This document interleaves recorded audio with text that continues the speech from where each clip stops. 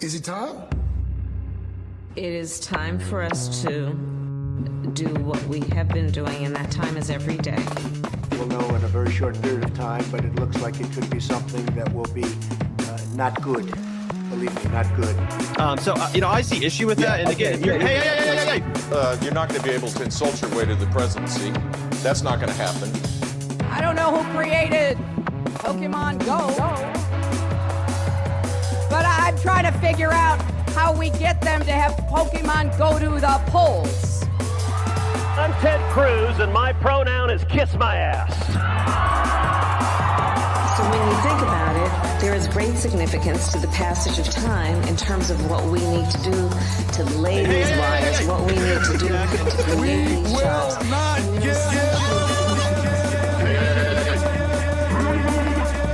America is a nation that can be defined in a single word.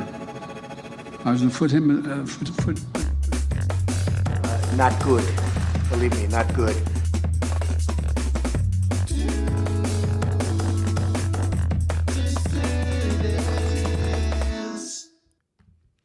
Hello, dissidents. Good morning, one and all. Welcome to a Thursday morning due edition of the Due Dissidents podcast. My name is Keaton Weiss, here with Russell Dobular. Hello. Russell, in New Orleans once again. You may recognize that backdrop. This is his layover between L.A. and London. Yes, and then I will be back here.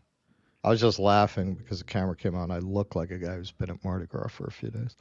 The hair's messed up. The eyes are puffy. Black eye. Yeah.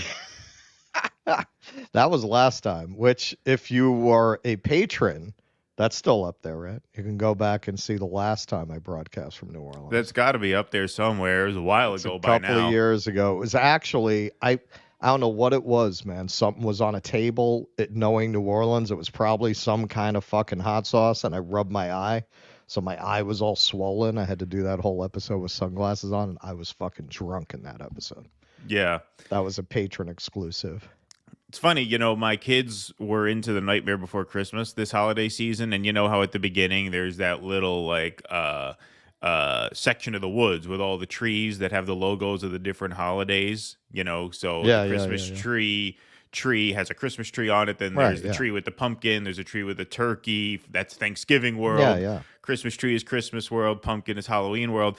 They actually had a clover on one of the trees. So apparently there was a St. Patrick's Day world.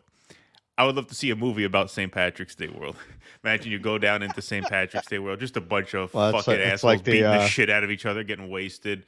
Well, you remember the women are all battered. The wives, the black eyes. episode of the Sopranos, where Paulie thinks the people that he killed are coming for him. Yeah. Every day is St. Patrick's Day. That was Christopher. Yeah. I saw hell, Tone. Every day was it's an Irish bar, and every day was St. Patty's Day. Yeah. So I got a lot of goodies from Mardi Gras, but one in particular, we had someone in the comments section actually say that he went to school in New Orleans and went to 5 Zulu parades and never got a coconut. So that is the most sought after, as they call it, throw for Mardi Gras. But I got a lot of cool stuff. This shirt I got from the crew of Toth. I got a lot of playing cards. The crews make like custom playing card decks. So this was from Rex. This is from Crew of Bacchus. This is also from Rex. I got a few of those. Each float had its own like custom throw. Look at all that. And they had a kind of Japanese theme, which nobody here yelled appropriation. It was so weird. And then so these are hand painted, but these are not like the coconut. The coconut, the really rare coconut, that's this. And you can see the person who made it actually signed this. So these are all handmade. So I am pretty sure. All right, so the Zulu crew is almost all African American. And it brings out a big African American crowd for it. And I gotta say, I am almost positive that the person just kind of got into a rhythm of handing things to people and did not realize I was like the one white dude in a sea of people watching the parade. Because when I got it, he held it. It's like, oh no, I fucked up. Where I gave the white boy one of the prized coconuts. Exactly. I think he was like, well, what am I going to do? Like punch him? And so he let it go. So, but hey, man, take it how you can get it. It will occupy, not to use a charged word like that, but it will sit on the bookcase in a place of honor. So when I get back to New York, you will always see it back there on the bookcase. The sought after Mardi Gras coconut. That will colonize Russell's bookcase. It will colonize my bookcase. It will occupy and colonize. Okay, something else I discovered, and this, I've got to look into this. So basically, which really surprised me, but I know there are a lot of customs in New Orleans that outsiders are ignorant of. So the Zulu crew, they wear what to us would be blackface. They all wear like the black makeup, right? Now, that's just, if you're black, okay.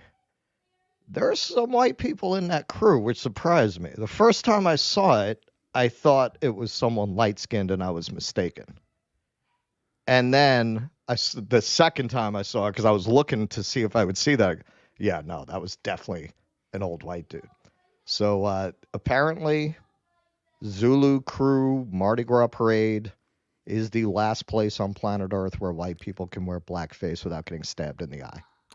Wow. That is a step back in time for sure. I really, that I've got to do some research on, like specifically that, like what is going on there. Were there always white people in that crew? I can't imagine there were, because the origin of the coconut is that the crew, when it formed, didn't have money for the beads, which back then I think would have been glass and hand painted. So not like the mass manufactured plastic you get today. So they started throwing coconuts. So I can't imagine there were originally white people in it, but it's something I'm very curious about now. All right, speaking of white people, here's some white people music we'll play. We are at 8:18 in the YouTube chat. Thank you all for being here this morning. We are at 462 over on Rumble. We are without Jake this morning, but I will do my best to field Rumble rants, so send those if you got those. I do have the chat window open, and we got some YouTube super chats in already. We will read those in a little while as well, but let's get to the news. Folks, Jon Stewart is back at the Daily Show once a week on Mondays, and didn't take long for him to alienate not the conservatives, but the libs. Now, if you're mad at us for not playing any clips, don't be mad at us, be mad at Comedy Central. They are horrible about copyright, and so we can't play any clips. But this was a write-up from Rolling Stone. Liberals are not laughing about Jon Stewart's jabs at Joe Biden. Now, when we saw Rolling Stone did a write-up on this, we were expecting a nauseating op-ed from one of the types of people who tweeted about the Jon Stewart video. This is actually a fairly straightforward write-up, and they aggregated a bunch of tweets in response. Some of the tweets that they featured are from accounts that I'm actually have actually blocked me, and so it actually came in handy that I was able to read this article. But let's take a look.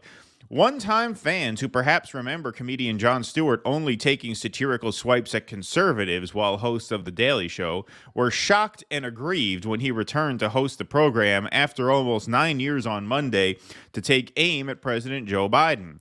During an Indecision 2024 segment that anchored the first half of the show, Stewart aired exasperation over Donald Trump and Biden being the oldest ever candidates for president, breaking a record they themselves set in the 2020 election. In his usual self-deprecating style, he also took a moment to lament his own age and appearance. Yes, The monologue made room for ridicule of Trump's most unhinged comments, but did not spare his incumbent Democratic opponent, who has lately faced intense questioning on his mental acuity.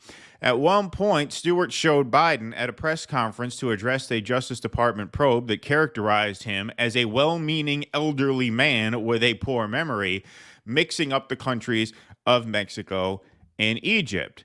Stewart's takeaway was that both men were obliged to prove their fitness for office. What's crazy is thinking that we're the ones as voters who must silence concerns and criticisms, he said. It is the candidate's job to assuage concerns, not the voter's job not to mention them. Seems reasonable. He also said that the danger posed by another Trump term doesn't excuse Biden from scrutiny, but actually makes him more subject to scrutiny. To leftists and progressives fed up with Biden, particularly his commitment to Israel as it continues to bomb civilians in Gaza, the assessment was not just fair, it was obvious. But more centrist Democrats, including those most likely to have appended blue wave and resistance labels to their social media accounts in the Trump years, were appalled at what they saw as a betrayal of by one of their own. So let's just take a look at a few things that he's talking about from Chris Jackson. Wow, so you basically say because Biden is old, he is basically as bad as Trump. Why the F do we never learn as a country? Sorry, but I won't be watching you either. This guy. These are all featured in the article. Jon Stewart is 20 years younger than Joe Biden, but they look the same age. I'm just adding that to the discourse. Ooh, burn. Look at this fucking moron with the Israel and Ukraine flag there. Oh, my God. This is how you know a take's going to be lousy. President Biden honored Jon Stewart for his work on the PACT Act and at the bill signing ceremony, calling for a standing ovation. The Daily Show, this is how you pay him back? What a cheap shot. I'll never forgive you. No, that's right, because it's your job in the media to never criticize a politician once they talk nice to you. That's the way a healthy democratic society works, is politicians grease the media grease them back. How dare, whoa. Of course. Whoa. Of course. Hey, he honored you for your work at a ceremony. Now you're going to criticize him? What's that? I'll never forgive you. How dare he tell the truth? Yeah, exactly. He was so good to you. Your lord and master gave you a sword from 17th century Japan, and this is how you repay him. Yeah, right. This is how you repay him. Aaron Rupar, one of the dumbest people on this site. Jon Stewart still has it in terms of being funny and entertaining, but the political content of this monologue is basically the New York Times op-ed page in TV form. Both sides are not, in fact, equally bad. Oh, it's just hilarious. I mean, we'll get to our responses later. Keith Olbermann. Well, after 9 years away, there's nothing else to say to the both sides' fraud Jon Stewart bashing Biden, except please make it another 9 years. We'll keep going. The Palmer Report. They blocked me, so I had to pull this from the article. Sorry, Jon Stewart, but this is both sides' false equivalence horse crap. The Daily Show is supposed to cut through the media dishonesty, not parrot it. Boy. Will not be watching. And here's Joyce Carol Oates, who apparently a former client of Russell Dobular. Apparently she rented your theater for a reading of some kind. Yes, she when we had this theater no longer exists, they turned it into a VIP room. But when I had the Red Room Theater on 4th Street, that was my first theater, actually. You never forget your first. So because the bar, it's still a literary bar, the KGB bar downstairs. So we get all these literary figures. So she rented the theater, my theater, upstairs. And it was the first time I'd ever really been exposed to the literature crowd as opposed to the theater crowd. And wow, if you think the theater crowd are assholes, you ain't seen nothing until you've dealt with these fucking literary assholes. Because at that time, now it's probably changed now because everyone's afraid of getting canceled. But back then, everyone, particularly the men, were very pumped up on the myth of the crazy alcoholic writer. Right. And, most people have no talent. Right. So the best they can do is act like they do.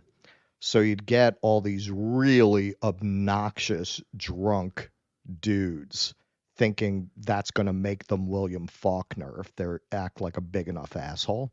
Right. And, okay, so I'm not your usual profile for somebody who'd be running a theater. I'm from Queens.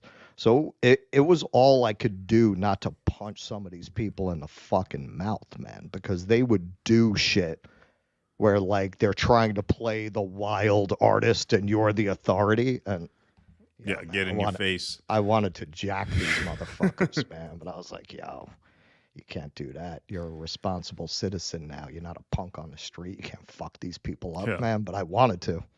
Well, Joyce Carol Oates says, if this is Jon Stewart's triumphant return, it sounds surprisingly unoriginal in the vein of what mainstream media has been clamoring for months.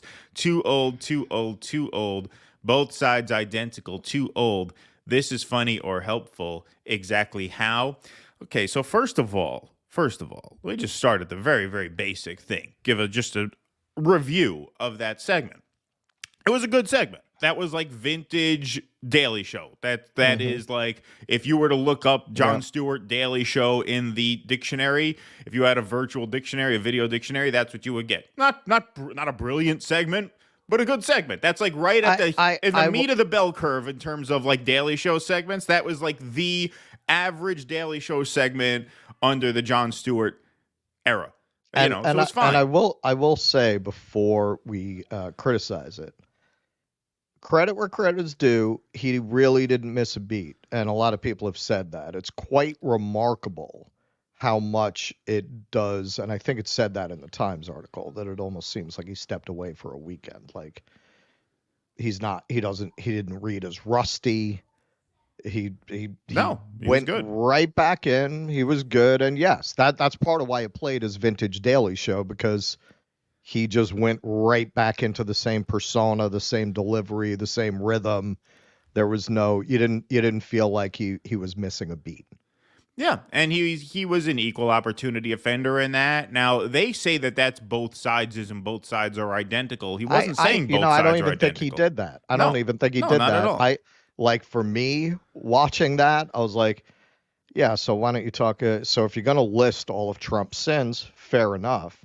Why don't you list Biden's sins? Why don't you talk about the fact that there's an ongoing genocide in Gaza? So even well, he did mention that at one point in the broadcast. I don't know if that was in the clip that you saw, but he did say something. It was not in the clip that I saw.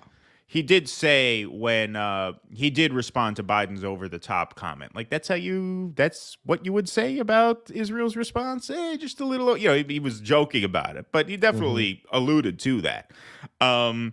But yeah, I didn't think it was both sides. He made a concern. I mean, this is a concern that most Democrats actually tell pollsters that they share, which is that he's not capable of running. You need Conan at the gate. Right. So that is not, he didn't both sides it. Right. He made it that bless you.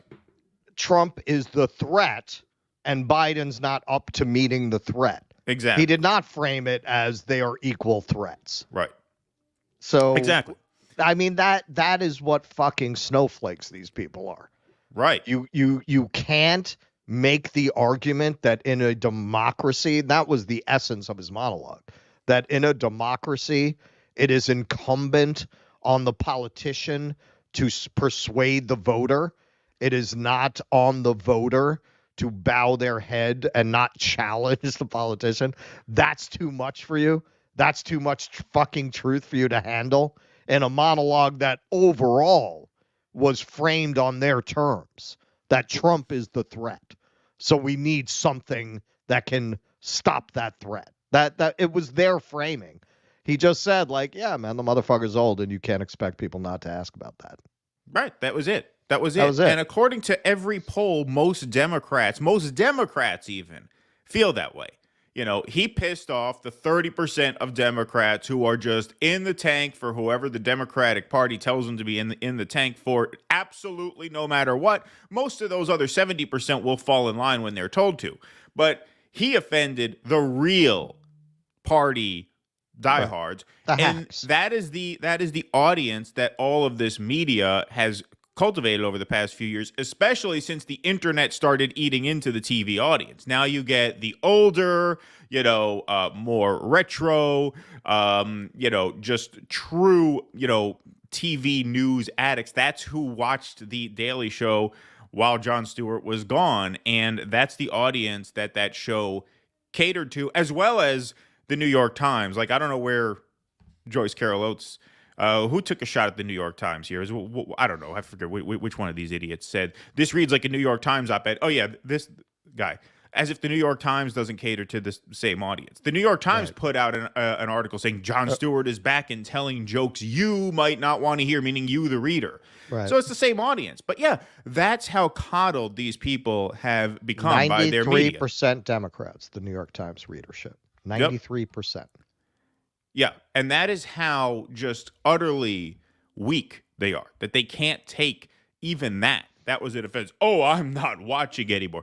What did you think Jon Stewart was going to do? Like I said, this is what he did all the time. He had that rally to restore sanity. Remember the Stewart Colbert? Right. Like, he's always been an equal opportunity offender, sometimes even to a fault. You know, sometimes he fence-sits too much. But that's what you could expect from him. So I don't know if they just forgot about it or if they were so used to Trevor Noah, Jordan Klepper going out making fun of the MAGA people. Like, it was all confirmation bias all the time, every single episode for 9 years. Maybe that's why they reacted so badly to this. I think you're exactly right, because Stewart's successors suck so fucking bad. The people who came out of The Daily Show are such an offense against intelligent comedy. John Oliver, you know, sometimes he'll do a good investigative segment, but he lies and misrepresents facts so much that it's really not worth watching him for what's good, because you don't know if he's telling the truth. Because I've watched him lie. I've watched him misrepresent. He sounds exactly the same way, so how do you know? Unless you happen to know the subject very well. He could be completely bullshitting, which he does quite frequently. His trans segment was fucking absurd. Yes, some people are sterilized, but... Oh, really? That's a minor... It's a minor thing, huh? You know, some people are sterilized. That's funny. That's funny that some people feel that that's a concerning thing. And Stewart did that shit too in his manner on the same subject. Samantha Bee, whose show is now canceled, rightly so. And, you know, Stephen Colbert, you could definitely argue, led the descent into what, I never saw this phrase, but it works very well, actually, from the Times article, clapter.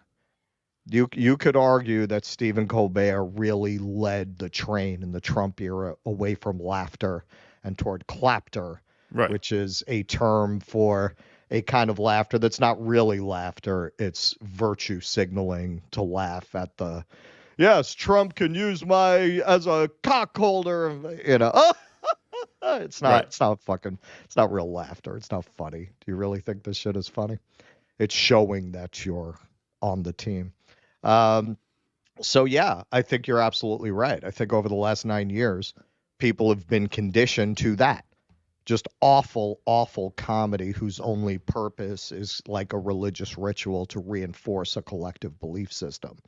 Right, so, exactly. It doesn't matter if it's funny. The mechanics of the joke telling don't matter. And Stewart is a good joke teller, and you know, he has a lot of skill, and you saw that in the monologue. You know, it was back, you know, like that reminded you of the years of The Daily Show before he clearly got tired of it. Like toward the end, there was not much left in the tank. You could tell he would just play a clip of something crazy and then just do like the wide-eyed bird face, and that was the joke. Like this, he actually did add some stuff. I always thought the writing on his show was phenomenal. The editing was phenomenal. The way they would put together these montages of all these obscure clips and exhibits from years past, and they would get this shit together by 3 o'clock in the afternoon. I mean, the show airs at night. It doesn't tape at night. It tapes, you know, late afternoon, early evening. So it was just an amazingly done show. And this was not a great segment, but it was solid, middle of the road. It's everything you would expect, and they couldn't handle it.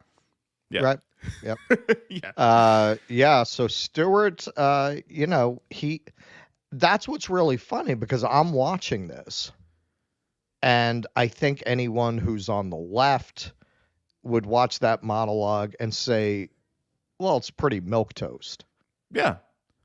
Like, he's missing a lot of territory there. Right. And even that's too much. It just really tells you how far gone these people are. It will be very interesting as this goes on, how Stewart reacts. If he accommodates those people, if he shifts to accommodate them, or if he, I don't like a lot of what he did on The Problem, but a lot of what he did on The Problem was good. It was kind of a mixed bag. I've said this before. I think he was trying too hard to be down with the kids. For example, his trans segment was a very good example of me I would have expected Jon Stewart to apply more critical thinking skills to that kind of thing. I think he very much feels like the old white guy who has to stay relevant by going along with a lot of shit that he hasn't thought through. That aside, I do get a sense of him as a guy who could turn around and say, you know what, I got enough money, fuck these people, I'm going to piss them off.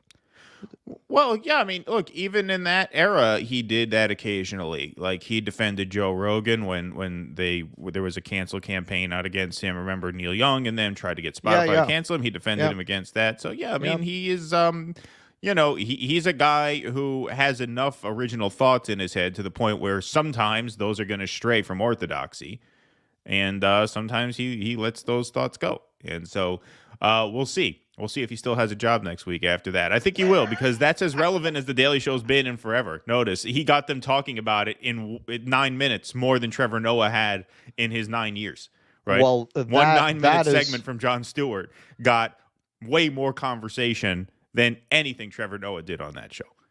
Well, that is something I was thinking when I watched it. Like, yeah, Trevor Noah did clapter. That's all he did.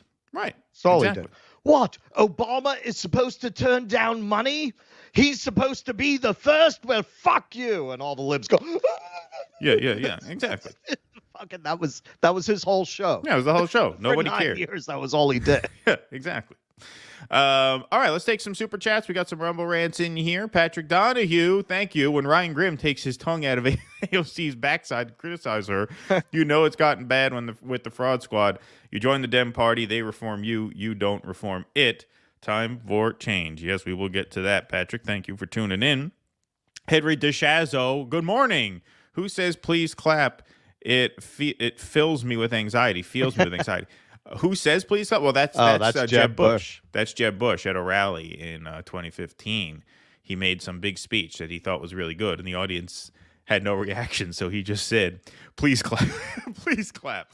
By the way, we got, I think we're at 700 over on Rumble. Yes, we are.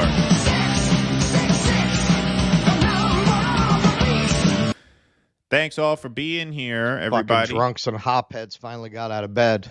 Yes. Fucking Rumble weirdos. Well, and YouTube, too. We're at 1454. So thank you all for being here. Please hit that like button. Please hit that subscribe button on YouTube. Follow us over on Rumble. The YouTube people are less maladjusted. It's those addicts and 12-steppers on Rumble that I worry about. It's the free speechers that you got to worry about. Yeah. Nicole Vance, I just want to laugh at Patrick's rant. I'm here for it. Thank you, Nicole. Appreciate it. And thank you for being here for us. Sam, thanks for the $1.99. Wake up. Time for Sam to shill for the CCP.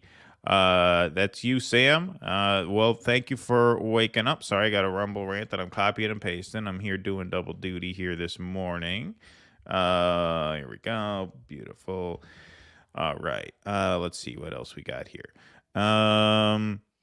Jan Clemens. Hey, Russell, I'm a New Orleans native, really into NOLA history, so feel free to hit me up for info on the deep culture. Can't believe you got a coconut. Look at that. Jan is impressed with your coconut. Beautiful.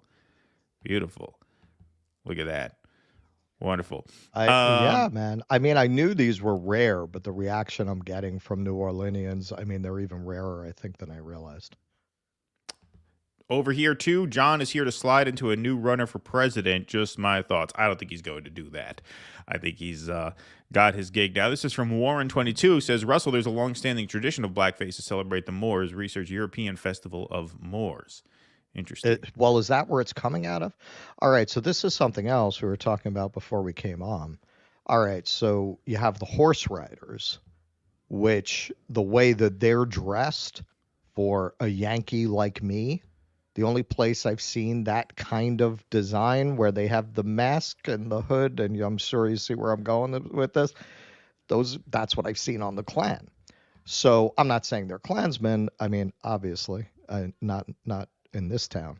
Right. But I would imagine it comes off the same Scottish customs and rituals. That must be why the costume looks similar. That would be my guess. Take some vitamin C, Russell. Don't get suck or sick. I know you meant to say sick before London. Yeah, you need your strength. I feel fine. I'm just a little puffy. I mean, I didn't get a lot of sleep. Yeah, that's understandable. All right, let's go to McDougal. Thanks for the $5. Morning, fellas. Sad to see Blue Anon can't take a joke. John ripped our great President Trump in that same segment, and we can take the criticism. Well, that's just true. You guys are always better at taking jokes. Although that drunk guy at the Trump rally that I ran into, he was not interested in my speculation that Trump had syphilis, which is what and I wasn't saying he did. Sense of humor. I was just saying, hey, what do you think about that? You know, some people say that that's what he's got, and man, that guy had no sense of humor at all. He was pretty triggered by that. But generally, as a rule, McDougal, you are correct for sure. All right, let's go on to segment number 2. Okay, so and just to answer before we move on, because a lot of people have had these questions. No, I did not show my boobs for my beads. That's right. A lot of people did ask that. The way you're supposed to get them is by going to the floats. You go to the parade and you get it's actually been traced back in 1972. A 19-year-old girl from Connecticut said, "Hang on, I got to stand there all day and look at these floats. How about I just show you my tits?" And ever since, it's been a tradition. Interesting.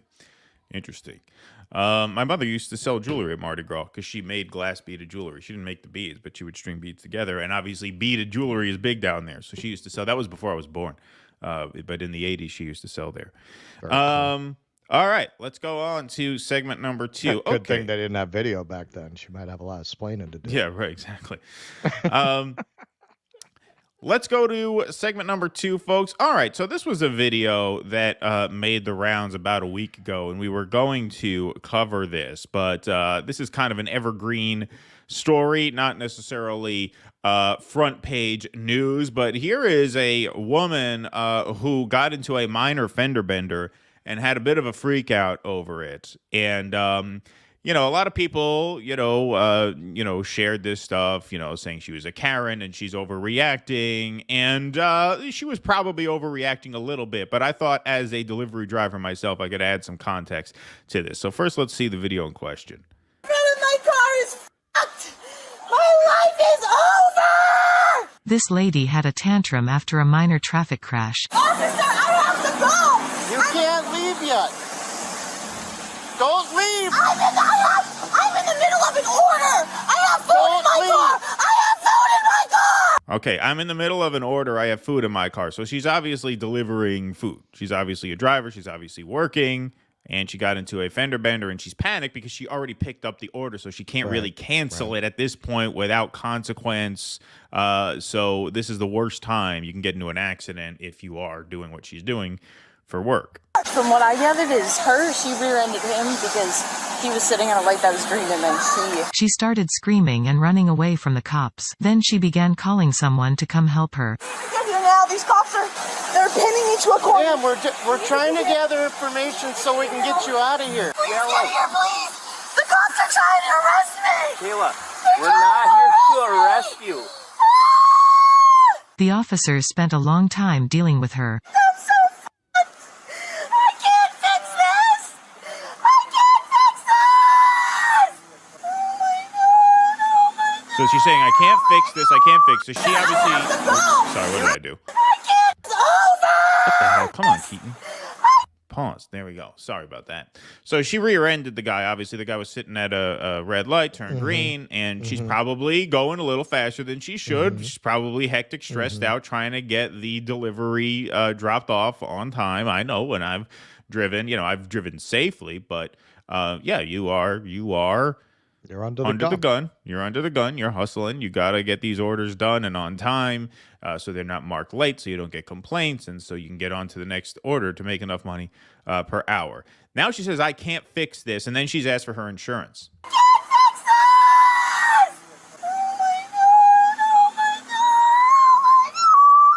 have insurance. I'm not giving you anything. All right, well, we'll just give her a citation I'm not for no giving proof you of any. insurance. Okay, give me That's a citation. I don't care. That's fine. What am I getting a citation for? I already explained it to you. I'm not going to sit here and debate with you. Eventually their patience ran out and they drove off. The woman was charged with disorderly conduct for her behavior. Okay, now I can understand how to the layman that might seem like a really dramatic overreaction, and it probably is an overreaction to a certain extent. But as someone who has driven DoorDash, Grubhub, Uber Eats, I can tell you that reaction is understandable from my point of view. Because, A, once you pick up food, you can't cancel that order without having a problem. If you're on Instacart and you pick up groceries and you don't deliver them, if something comes up between the time where you pay for the groceries and the time you're supposed to drop it off, they at minimum will suspend your account for 24 hours. Which at minimum, if you do that for your main source of income, you lose a day's work. You lose probably a couple $100. Right. And who in America can afford to lose a couple $100? Now, if they look into that and they decide that something is suspicious, they can just deactivate you entirely. And boom, no job anymore. But at the minimum, you lose a full day's work. It happened to me. I was shopping Instacart once. I had 2 orders at the same shop. I checked out the first order. I swiped the company card. They paid for it. It was fine. The second order, there was a problem where the purchase didn't go through. Probably the price on Instacart was not matched to the price at the store. And so the card was overcharged. And it was this huge problem there for 5 minutes. Meanwhile, the other order's already paid for, right? You know, there's a ticking thing where you have to get it to the place on time. So I call the support. I'm on the support for 10 minutes because the support agents are just reading off a screen what the standardized response is. I say, listen, if this isn't going to work, you have to cancel this order because I have to deliver the first order, right? Right. The idiot on the phone cancels the order I had already bought. And then I said, no, you canceled the wrong order. I already paid for that order. You canceled the wrong one. Cancel this one. So she cancels this one. I said, can you give me that other order back? I already paid for the stuff. No, I already canceled it. My account got suspended for 24 hours. I couldn't work the rest of that day on Instacart because of an idiot mistake from customer support. So that's what you're dealing with. So a minor fender bender, if you can't drop the order off, that can cause a major problem. On top of that, insurance is a big issue. That's probably why she wouldn't give the cop her insurance. She already blurted out that she's a delivery driver, that she has food in the car. So in the police report, it's already going to be listed that she was on a job. Right. So now she doesn't want to give the insurance. Why? Because insurance for delivery drivers is a very, very complicated and messy thing. Does personal car insurance cover food delivery drivers? Most personal auto insurance policies don't cover delivery drivers without coverage add-ons. That's why drivers should reach out to their local insurance agent to know their best option. Now, what they don't tell you here, because I've joined dozens of driver groups on Facebook and stuff back when I did this for a full-time living. This is less true now than it was a couple of years ago, but a couple of years ago, it was very difficult to impossible, especially in New York State, to find a personal insurance carrier that would allow you to drive rideshare or DoorDash. They would just say, no, we don't allow people to do that on our platform. So if you drive rideshare, you have to find somebody else. And it was brutal to find someone who would even allow you to do that. If you choose not to get additional delivery insurance on top of your personal insurance policy, you take on certain risks. If you get into an accident without additional delivery insurance, you risk your claim being denied. In that case, you'd pay for damages out of pocket. Some companies may also not allow you to deliver for them if you only have a personal car insurance plan. We recommend getting additional coverage to protect yourself and your vehicle as you deliver, whether part-time or full-time. So let's take a look at some of these plans. Progressive offers rideshare insurance as an add-on to your personal car insurance plan. This coverage is required if you deliver for a company. Rideshare insurance also covers if you're planning on driving Uber or Lyft. Progressive's rideshare insurance covers you in between trips while waiting for an order when most delivery companies won't. This add-on isn't available in the following states. And look at all of those states. Yep. New York is the common thing. New York is absolutely brutal. All of them. All of them. Yeah, indeed. USAA offers rideshare gap insurance coverage to make sure you're covered while you're waiting for a delivery order or a passenger. This gap can often be just a few minutes, but in that short time frame, most companies won't cover you. Adding this coverage to your plan is as simple as asking your agent for doing it online. It is not available, however, in the following states. Look at all these states. New York, especially. I'm not sure where this woman lives. Allstate. Allstate's rideshare insurance coverage is called Allstate Ride for Hire, and it covers drivers during the gap in time where they have not yet accepted a delivery. This coverage is available online and through your agent, but the price will depend on where you live. When you've accepted a delivery, Ride or Hire also provides deductible gap coverage for damage to your vehicle up to $2,500 on top of what your delivery company offers. Ride for Hire is not available in New York. Grubhub offers no insurance whatsoever. Instacart, no insurance whatsoever. You have to go through your personal, and if your personal finds out that you were delivering, you might have a problem there. That's why what used to happen a couple of years ago, all these rideshare drivers would just lie to their insurance companies and not tell them that they do this for a living. That's what they do. They force you to basically commit insurance fraud. DoorDash will cover you past $100,000 of liability on the other party's part. So if you hit somebody and cause a serious injury and they sue you for $250,000, DoorDash covers, DoorDash covers $1 million of that after your personal policy expires. In other words, after your personal policy has paid out what they're willing to, DoorDash will kick in the rest on the injured party's part. Situation like this, fender bender, which could cost a few grand to fix if your hood's really bent up or something in your engine got fucked up. You could be on the hook for that. You could very easily find yourself on the hook for that, which if you're a delivery driver working for those kind of wages every day, she might not be able to fix that car. She might not be able to.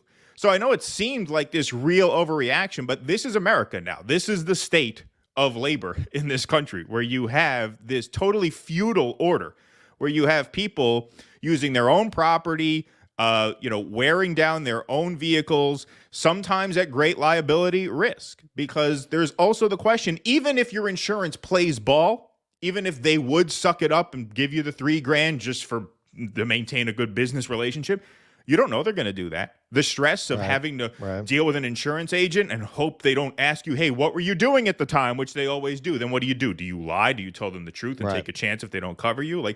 It's a horrible situation, absolutely horrible situation. And so this may have been an overreaction, but I can absolutely 100% empathize with how stressed out she was in that moment.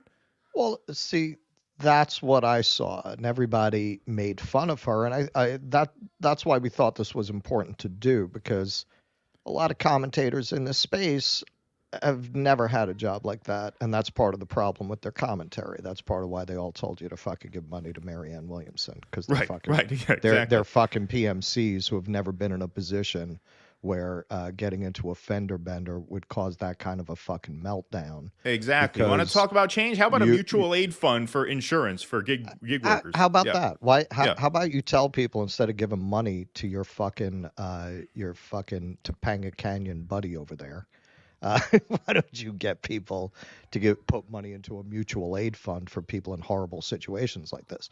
Look, thank God it's been a while since I've been in a position where I had to fucking eat chocolate bars to assuage hunger pains, but I've been there, man. I've been in that position where fucking $10 will make a huge difference in your life, where you can't buy a magazine.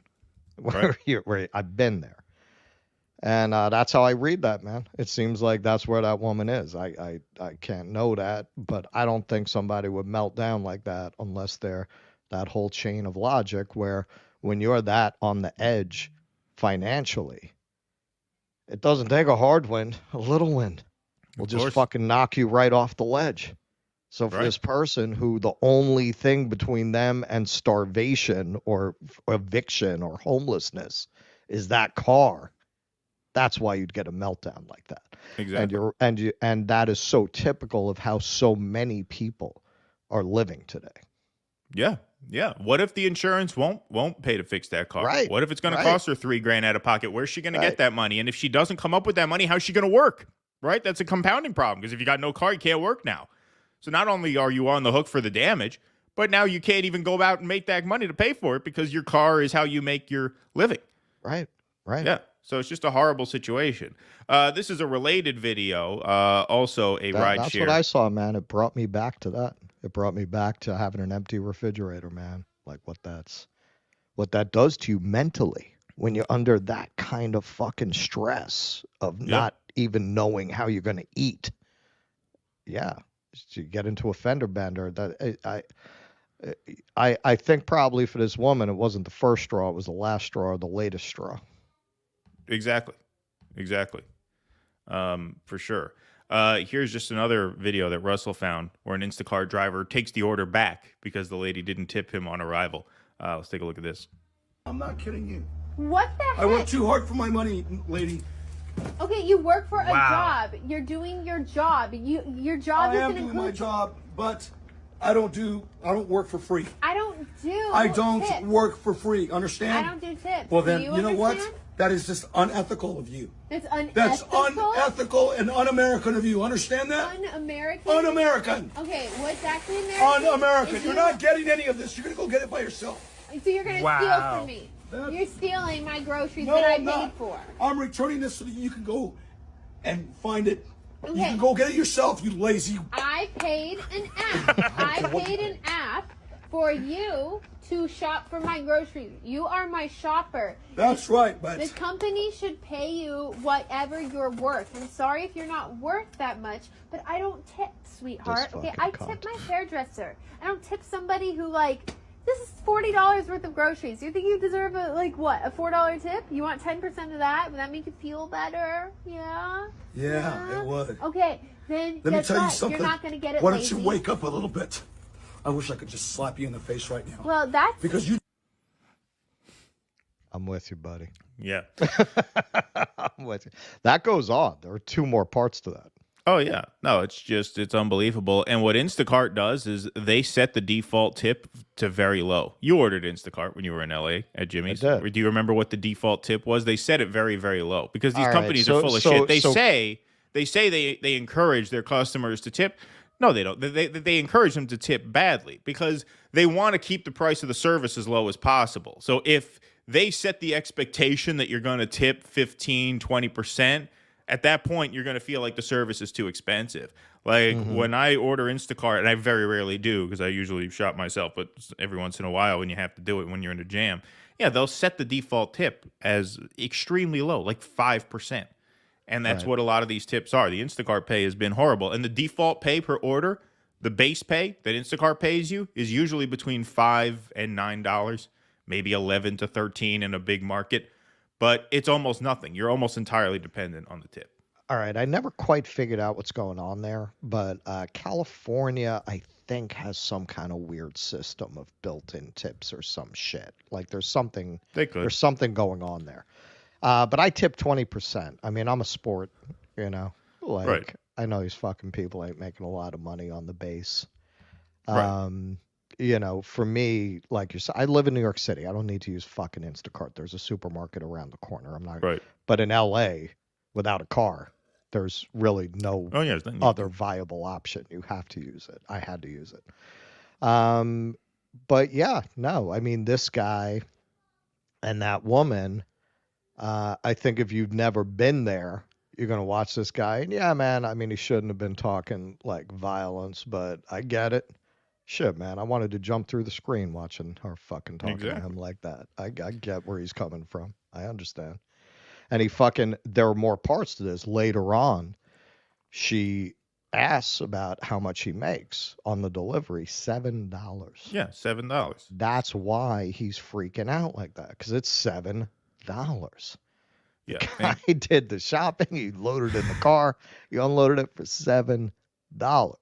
Yep. And that. Oh, if I give you a $4 tip, would that make you feel better? Oof. Yeah, just absolutely horrible. And the thing about that is, here's this that older guy, man. Like, what do you, man? You gonna talk to him like that? Like, no, it's just unbelievable, just sociopathic. And that guy made a mistake for the first and last time, which is he relied on the customer to tip in cash when he got there. Some people do that. They'll take an order with no tip on it, thinking, well, they're going to tip me in cash.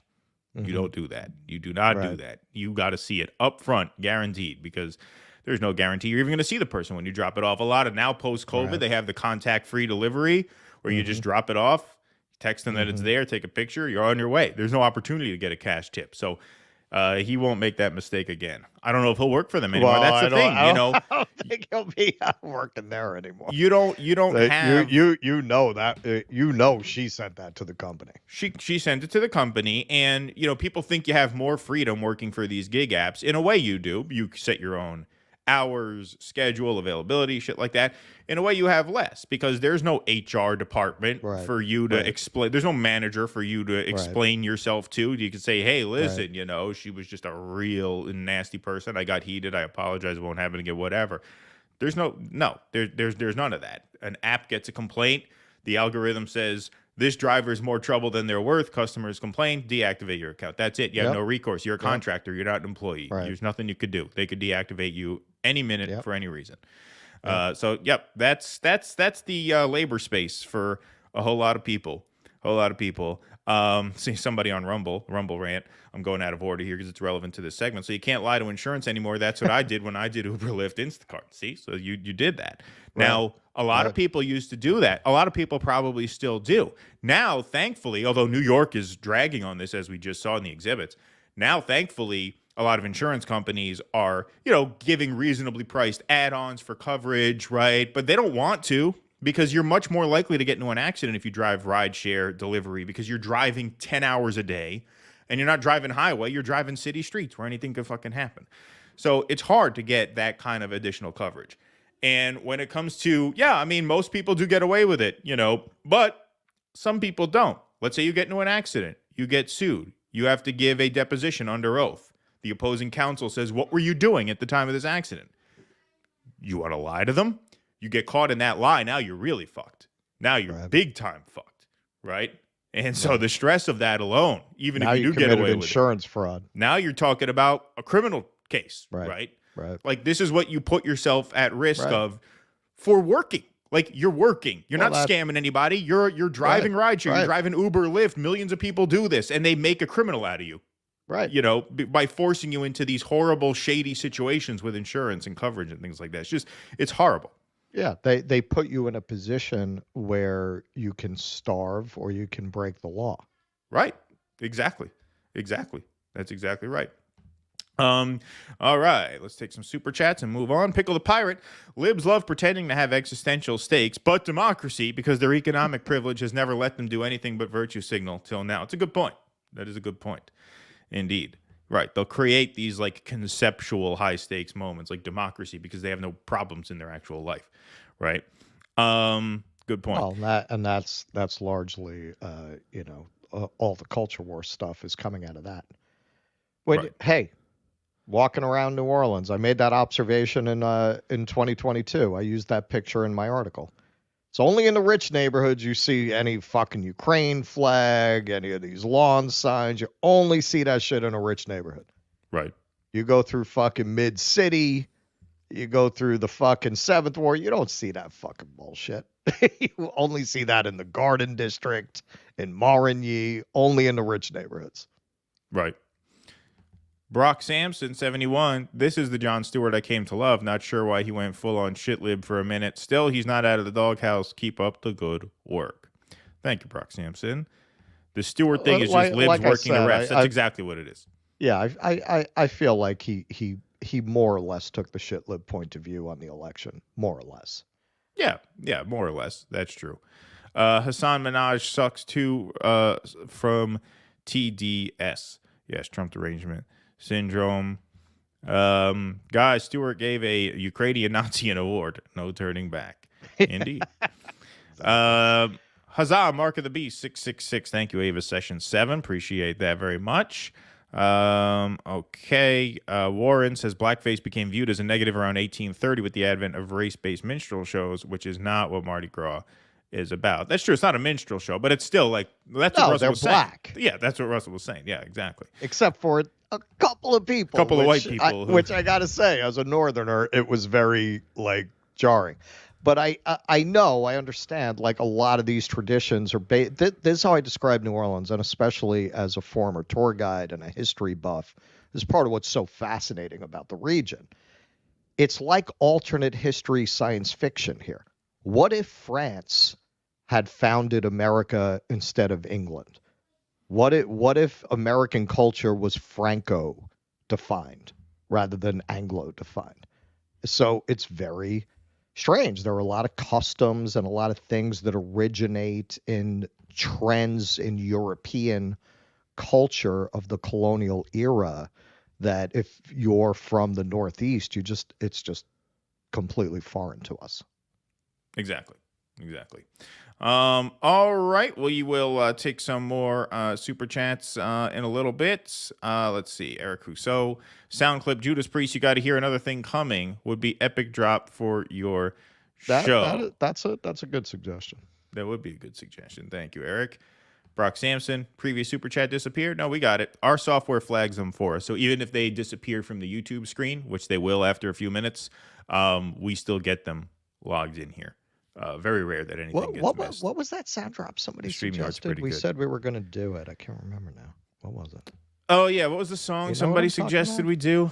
Somebody suggested it was a good one. I forget what it was. Do it, and it was a couple shows ago. Maybe I'll go back and look for it. We record all these, thankfully. So I see it in the chat. Angel Heart is a great movie. Yes, that is one of my favorite movies of all time. Angel Heart. Yeah, I don't know which one was the chat. What was the song? Somebody in the chat might have remembered from a couple shows ago. Anyway, let's move on here. With all this talk about Biden's age and mental faculties being called into question, now formally in writing by the special counsel report, let's hear this CNN interview between Jake Tapper and AOC, where he asks about Biden's fitness for office and how on board she is for Biden 2024. Have any concerns about his age? Do you have any concerns about whether or not he should be the nominee? I mean, I think right now, when it comes to the president's age, folks are talking about how he's 81, but we have to look at, first of all, Donald Trump is around the same age as 77, yeah. He's 77 years old. They could have gone to high school together. And beyond that, Donald Trump has 91 indictments. Okay, first of all, it's that he's an elderly man with a poor memory, right? It's not ageism. If you were 100 and sharp as a tack, you'd be a little worried, actuarial tables being what they are. Is he going to be able to finish his term? But your mental faculties are either with you or they're not. And so the report did not say he's a well-meaning elderly man, period. It said he's a well-meaning elderly man with a poor memory. So when you look at Donald Trump, you look at a guy who's probably never all there to begin with, but he's certainly not less with it now than he was 20 years ago, right? I mean, he's the same fucking guy. Crazy bastard he's always been. Guy. And so you don't ask those kinds of questions with Donald Trump. It's not just about the number. Obviously. Well, yeah, right after this, she starts going, that's Mr. Putin's message. I think a lot of these protesters actually are being funded by China. Right. And what I know who I'm going to choose. It's going to be one of the most successful presidents in modern American history that passed the Inflation Reduction Act. One of the most successful presidents in modern American history. Passed one of the largest federal investments in climate change in U.S. history. And as far as we go, as we know, virtually all the filing deadlines have passed. There's already been a primary. Voters have outright rejected Dean Phillips. President Biden is going to be the Democratic nominee, and hopefully he'll be reelected as president of the United States. Are you worried about? All right. Yeah, no, that was not that we're fans of Dean Phillips at the show here, as Keaton demonstrated up close and personal. I actually do appreciate her taking a dig at Dean Phillips, if I could be honest. Yes. She won me back for a second there. But come on, man, you were a fucking you were involved in both Sanders campaigns. You're gonna pretend that was a primary? Yeah, no, it's ridiculous. It's just ridiculous. It's disgusting what she's become. It's just really sad. One of the most successful presidents in modern American history, and then she starts touting his record. You guys were supposed to, you promised, in fact, not just supposed to, you promised that you would get Build Back Better through. That was the last straw for me. Like, once you promised to do that, and then you break that promise in broad daylight, and now you're going to tout the accomplishments that he made, these bipartisan bills, these corporate handout bills, as something to be proud of. That's what constitutes the most successful president in modern American history, as he's funding a mass murder in Gaza now. This is what you say. I see why people are very hurt by AOC, especially guys like you, Russell, who went out and campaigned for her, busted your ass for her to get her elected, because she really did just use all of these people to get where she is. Because now she's a superstar. She's untouchable. I know AIPAC is going after the squad. They're not going to be able to touch her. She's got too much name ID. She can fundraise too easily now, partly because she's integrated herself with the network so much. That's why she's on CNN in the first place, getting this softball interview.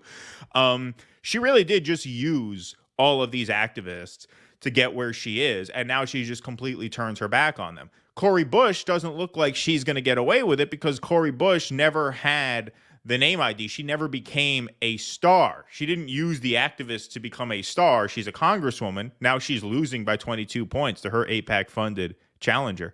So Cori Bush, you could be upset at Cori Bush, but it's not quite the same. AOC became a superstar on the backs of grassroots progressive activists and volunteers, and now she is saying exactly what any other mainstream Democrat would say when asked that question. And she's not going to suffer a consequence for it, because thanks to the work that the activists and the organizers did to get her where she is, she's untouchable. She's too big.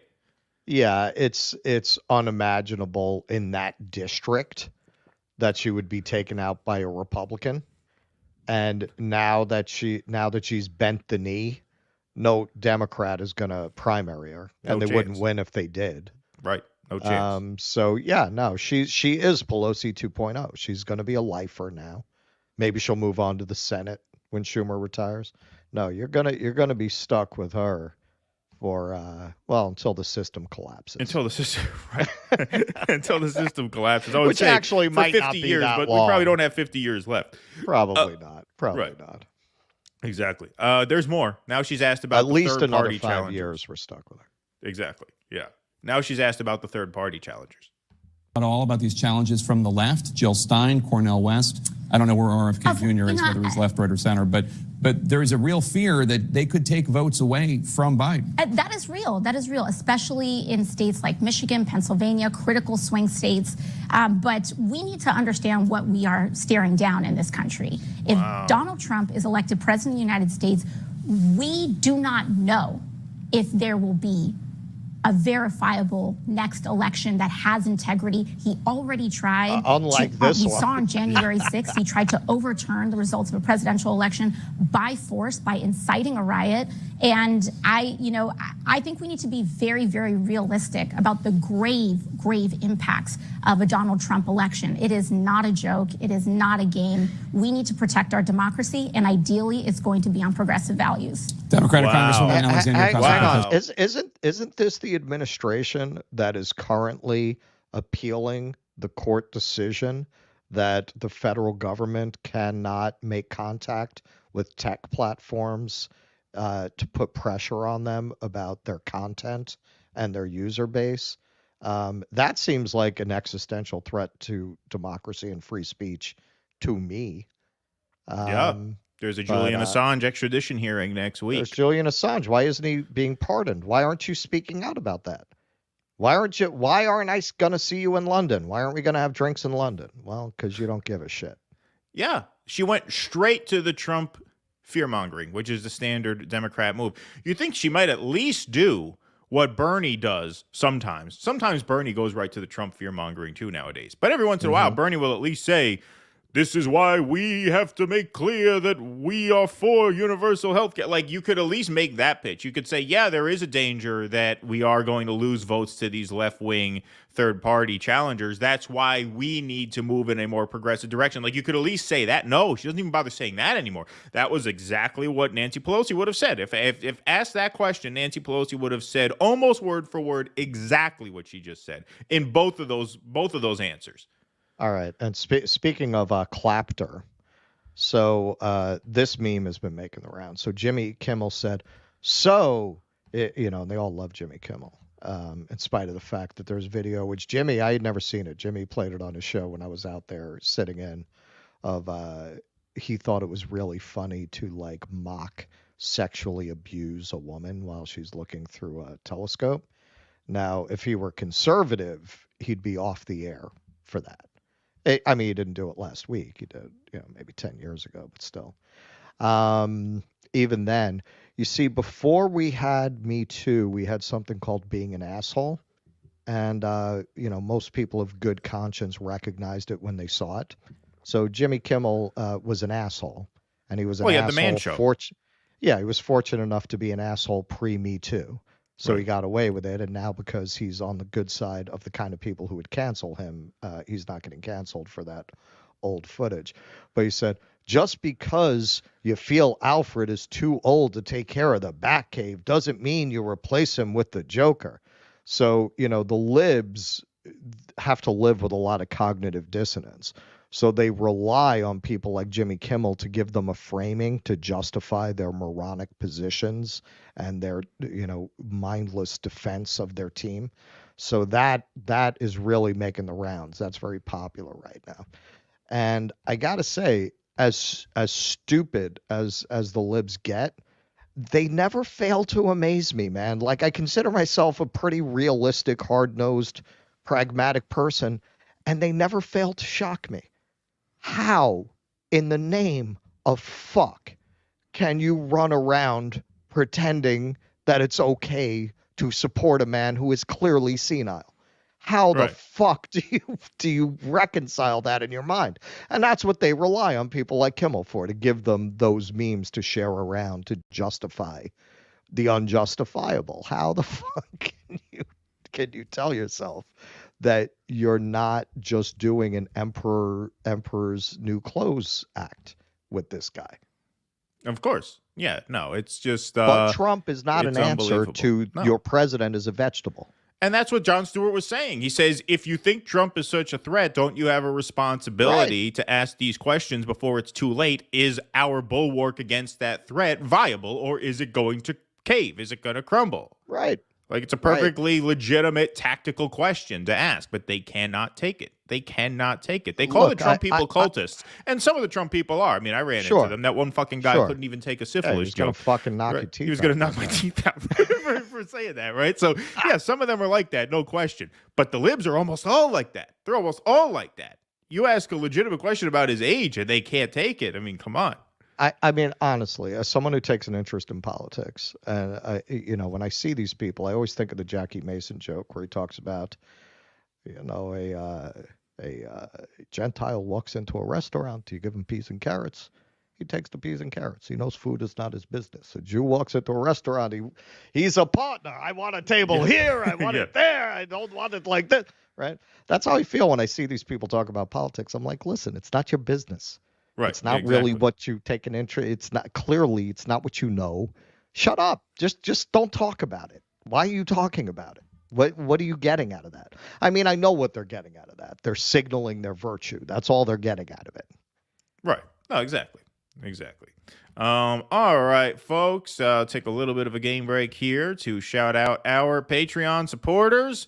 You can join our party here on Patreon by going to patreon.com/do-dissidents and become a member for as little as $5 a month. Your support is what helps keeps us going. Without Jake today, so I will update the scroll with new names in just a few days when we get Jake back. Sorry, this will start over again now. But you can go to patreon.com/do-dissidents, do-dissidents.substack.com, or do-dissidents.locals.com. Patreon, Substack, or Locals, they all get you the same perks. So please pick one and go and become a member. That is what sustains our show. That is what keeps us going. You guys are the backbone of the show. We would not have been able to do our Jose Vega documentary without you guys, and it would be considerably harder, even though we did raise money for the New Hampshire trip and the upcoming London trip.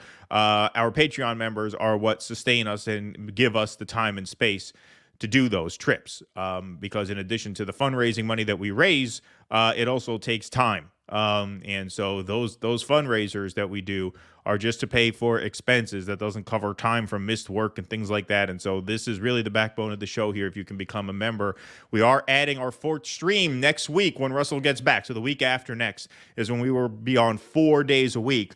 In addition to supporting the show and all the good karma that comes with that, you get your name up in lights here on the credits. You get call-in access to our post-show Q&As. You also get access to 2 supporter streams per month. We're going to do something really special and fun for the patrons, for our first supporter stream of February, we are going to be doing something from London outside of the courthouse. We are finalizing our plans for that, but we're going to do a special patron stream from outside the courthouse where you guys will be able to call in and join the Day X protests remotely. That'll be a Rumble exclusive stream for our members. And obviously we are publishing our content on our evening shows, so it's not like we're paywalling that content, but patrons will have special call-in access to a live stream from outside of the courthouse. We will either do that Tuesday or Wednesday. We're still finalizing plans. We'll have those announced formally on the Sunday night show. But that'll be something extra special for the patrons this month, since Russell will be in London covering those Day X hearings next week. So if you can sign up, show my boobs. Yeah, there you go. There you go. Beautiful. So yeah, if you can sign up, please hang on. do. This is the Assange hearing. I've been so many places. Oh yeah, right. Sorry, forgot where I was for a second. Yeah, indeed. So you can sign up at Patreon, Substack, or Locals. If you're watching on Rumble now, and we have 906 watching on Rumble, you can hit that join button right under the screen and join our Locals community. That helps us out tremendously. Thank you all very much for your support. Let's hit that like button, everybody. Let's hit that like button over on Rumble. Let's work the algorithms this morning. We've got to wake people up and get them in here. McDougal also would love to hear your thoughts on the New York 3 special election. Republicans tried to push a literal IDF soldier that hates Trump as our nominee, and MAGA was like, no shot, we good. R.I.P. King George Santos. Yeah, the Democrat won. Democrat won in Long Island. Yes. I didn't know if it was because I didn't follow that race all that closely. Was that an anti-Trump Republican that didn't galvanize the base? That might be one explanation for it. The other explanation for it is, and we talked about this a little bit last week, is that as much as the Democratic brand is in the toilet now with Joe Biden, the Republican brand is in the toilet too, between Trump, who's generally not popular, and the anti-abortion shit. I mean, Long Island is where you got a lot of pro-choice, upper-middle-class, PMC, moderate Republicans. Like, in the post-Roe era, it's not a slam dunk that the Republicans are going to hold seats like that. Like, their brand is also really suffering now. Yes, that is the proviso, because you know, all the polling showed things breaking the Republicans' way in the midterms too. Right. And they got crushed pretty much everywhere. So, yeah, I think all of these demographic groups that are breaking Trump, Latinos, black men, the Arab community is not breaking to Trump, but they are literally organizing to not vote for Biden. Again, I could definitely see that's what I'm expecting. I'm expecting a split decision. I'm expecting the White House to go to the Republicans, but at least one of the two houses of Congress to be Democrat. At least one, if not both.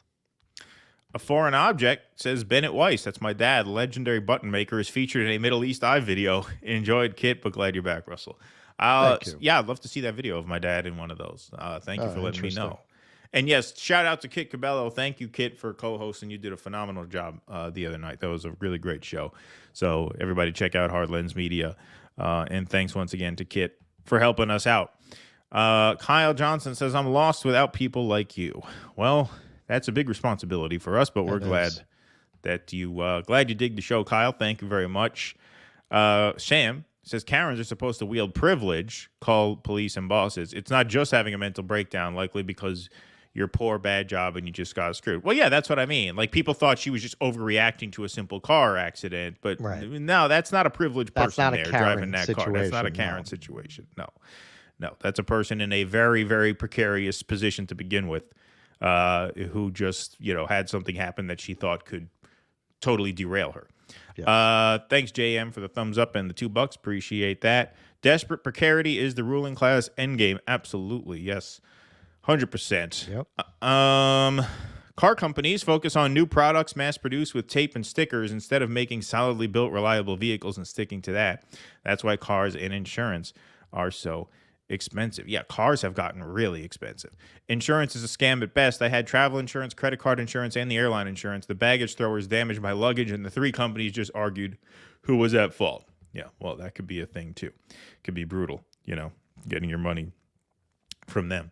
That's why, what was it? Midwestern Marks had a funny tweet the other day. He said, yeah, people act like, people decry the bureaucracy of socialism. Meanwhile, you'll spend 3 hours fighting with an insurance company, and then you'll say that there's too much bureaucracy under socialism. That's where when I see people, speaking against socialized healthcare in other countries because of its bureaucratic and its wait times.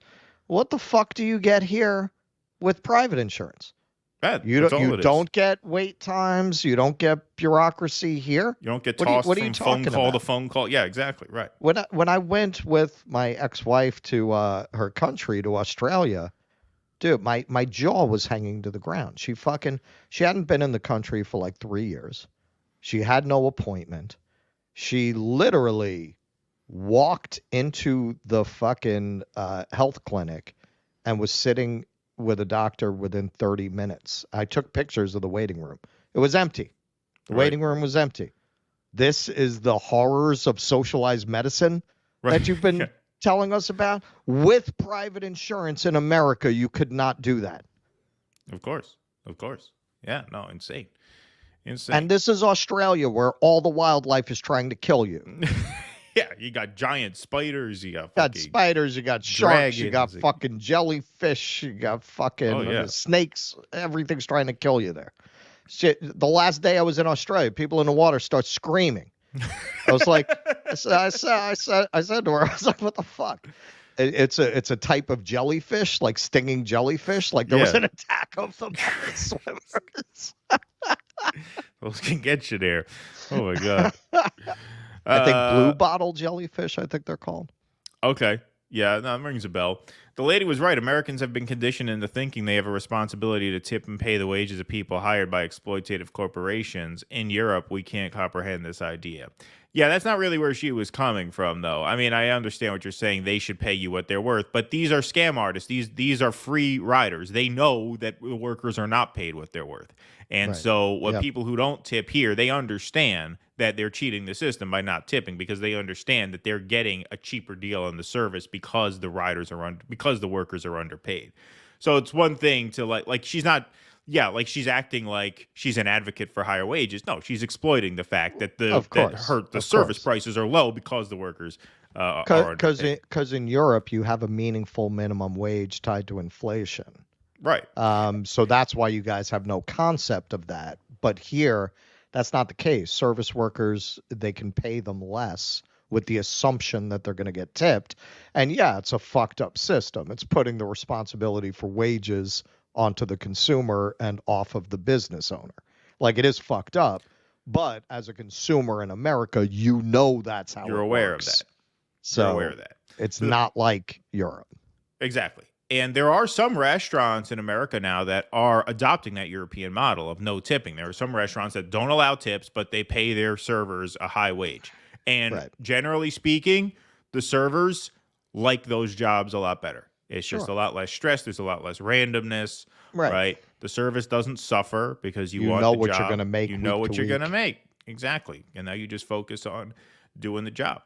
You're not stressed out. Are they going to order enough food? Is this a cheap table? Are they drinking water? Is that going to fuck my tips? You know what I mean? Like, it's all, it's a much healthier work environment. Kenman, thanks for the $2.79. Alberta with sensible trans law for children. In Canada, I'm assuming. Alberta, thank you, Kenman. I mean, I don't know about Alberta. I know they're doing some horrible shit up there. Maybe Alberta's gone its own way. I don't know anything about Alberta. All right, let's go to some foreign policy here. Switch gears a little bit. Here's a story, folks. Biden says key elements of a Gaza deal are on the table as he meets with Jordan's King Abdullah. This is a good story. Declaring that every innocent life lost in Gaza is a tragedy, President Joe Biden welcomed Jordan's King Abdullah II to the White House on Monday for talks on how to end the months-long war and plan for what comes afterward. The meeting with Abdullah comes as Biden and his aides are working to broker another pause in Israel's war against Hamas in order to send humanitarian aid and supplies into the region and get hostages out. The White House faces growing criticism from Arab Americans over the administration's continued support for Israel in the face of rising casualties in Gaza since Hamas launched its October 7th attack on Israel. The key elements of the deal are on the table, Biden said alongside the king, though there are gaps that remain. He said the U.S. would do, quote, everything possible to make an agreement happen, a pause to fighting for at least 6 weeks, and the release of the remaining hostages held by Hamas. By the way, those hostages were all offered up in a previous deal, which Netanyahu rejected. We'll get to that later in the show.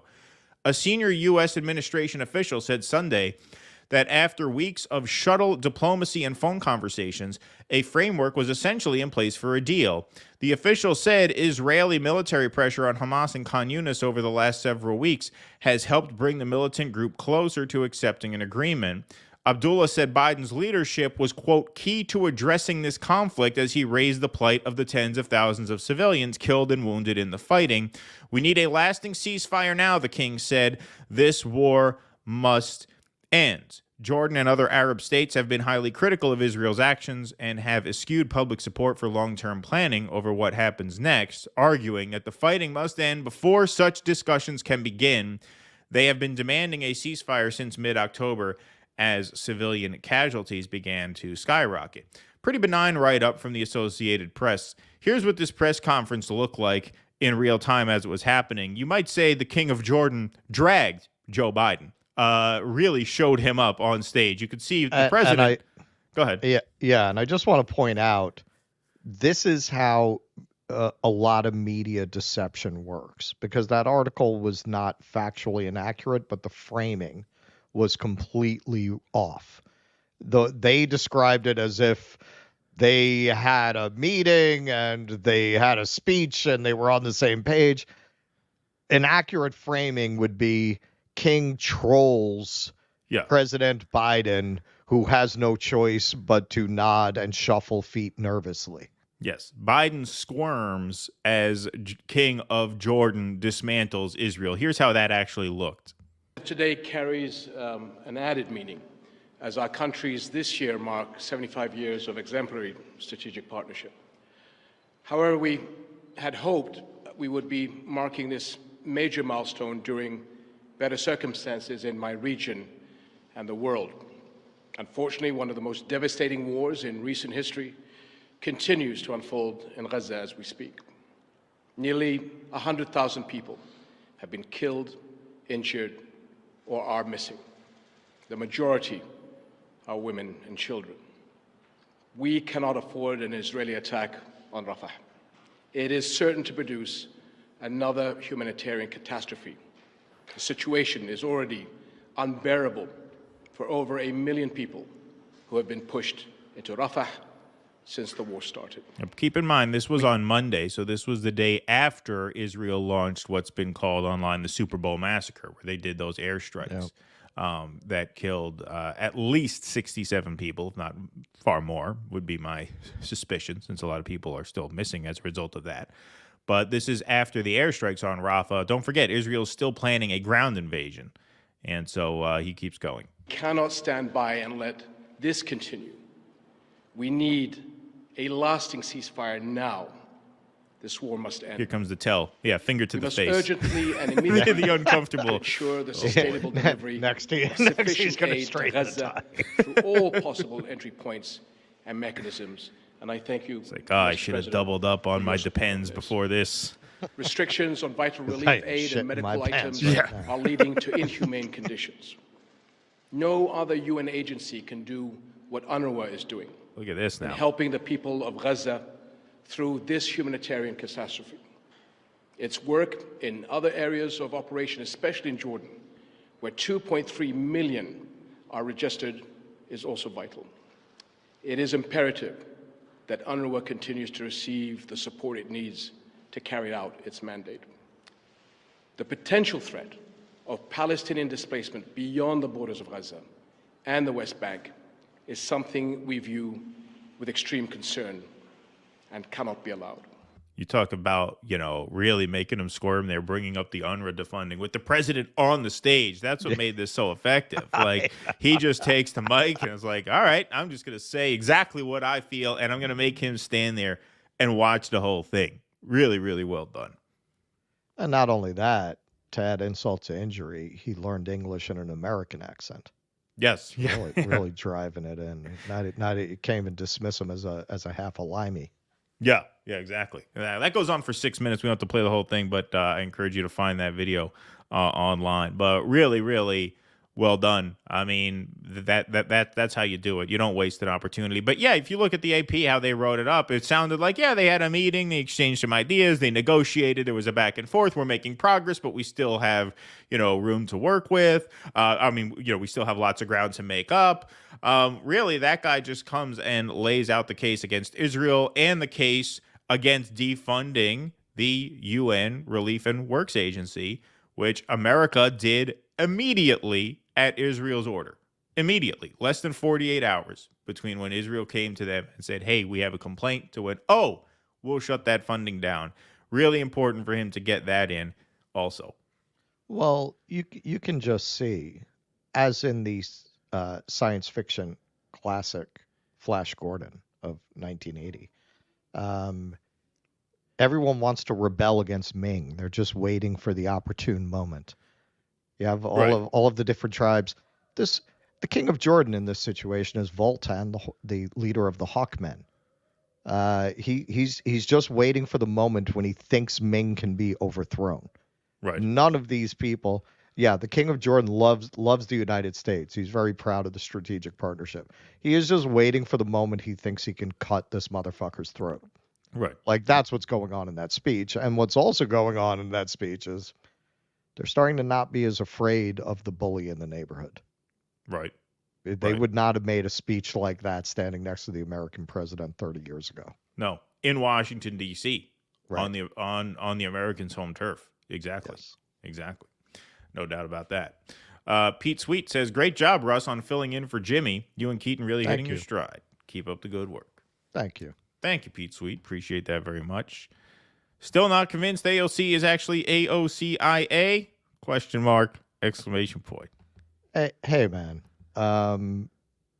Does that mean that every fucking artist, whoever sold out is CIA? I mean, it happens, man. People get these temptations, and they're hard to resist. And I think all the more so in politics because the stakes are higher, right? They'll really come at you if you don't cave. Yeah, and at a certain point, does it matter? Like, that's my question. Like, I have not spent a whole lot of time thinking about it because I ultimately don't really care. She functions the same way either way. Right. Whether she was genuine from the beginning and sold out or whether she was a plant, she functions the exact same way. I mean, maybe maybe she was just a careerist. Maybe she's just a careerist, yeah. Which as Keaton's pointing out, you'd have the same arc. Exactly. Right. Of starting out this, presenting as this very idealistic anti-establishment person in order to secure a certain voting block and then switching to the establishment. Same thing a careerist would do. So who knows? Yeah. And we've learned the same lesson regardless. Like, we're not investing in these Democratic Party candidates anymore, period. Right. Like, whether she's a sellout or an op, who can, like, it doesn't even matter. It doesn't matter what they run on. Right. But it doesn't even matter that much to me at this point, whether she was sincere to begin with or she sold out or whether she was an op to begin with. She functions as she functions. We can all see that. And we've learned our lesson from that, which is don't involve yourself in these, insurgent, progressive, Democratic Party people. So at that point, it's for the record. Yeah, you could debate it as a point of history, but as a point of like political action and practice, I wouldn't think any different of her if I thought she was an op or if I thought she sold out. It wouldn't really affect my opinion at all. Look, I'll say this. My old music director, who was very intuitive, had a great bullshit detector. When AOC was still very newly elected and doing sit-ins in Nancy Pelosi's office, she said all this. Like she said, I argued with her voraciously, but she said, no, this is, she laid out the careerist argument. She basically said like, yeah, no, she did the internships and then this is very typical of people with a political ambition. They'll intern in Washington and then go get some odd jobs and, build, just waiting for a moment to really build their political career. And yeah, she saw her that way years ago, when she was first elected. And I didn't believe her. So I'm inclined to think careerism. Yeah, that would be my guess too, if I had to. All right, folks, this is a really fun one. What a segment this is. This is Dave Smith versus Laura Loomer. So Laura Loomer, kind of one of the more high-profile online MAGA surrogates, having a debate with would-be libertarian candidate for president, Dave Smith, although it appears he's not going to do it, which is really unfortunate because his foreign policy is very, very good, and he's got just a real likable way about him.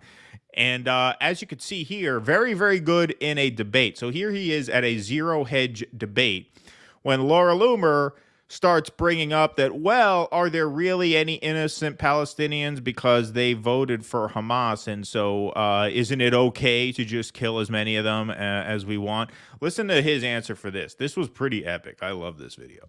To understand, right, that people need to understand, right, that these are not people trapped in some open air prison. OK, these are people who elected an Islamic terrorist organization to represent them. There are active polling measures taking place this week by Palestinian media, these are Muslim organizations that are conducting polls that show that over 58% of the Palestinian population would elect Ismail Haniyeh, the leader of Hamas, even after watching all the havoc that Hamas has brought, right? And I'm not saying that there aren't innocent people. There are innocent people.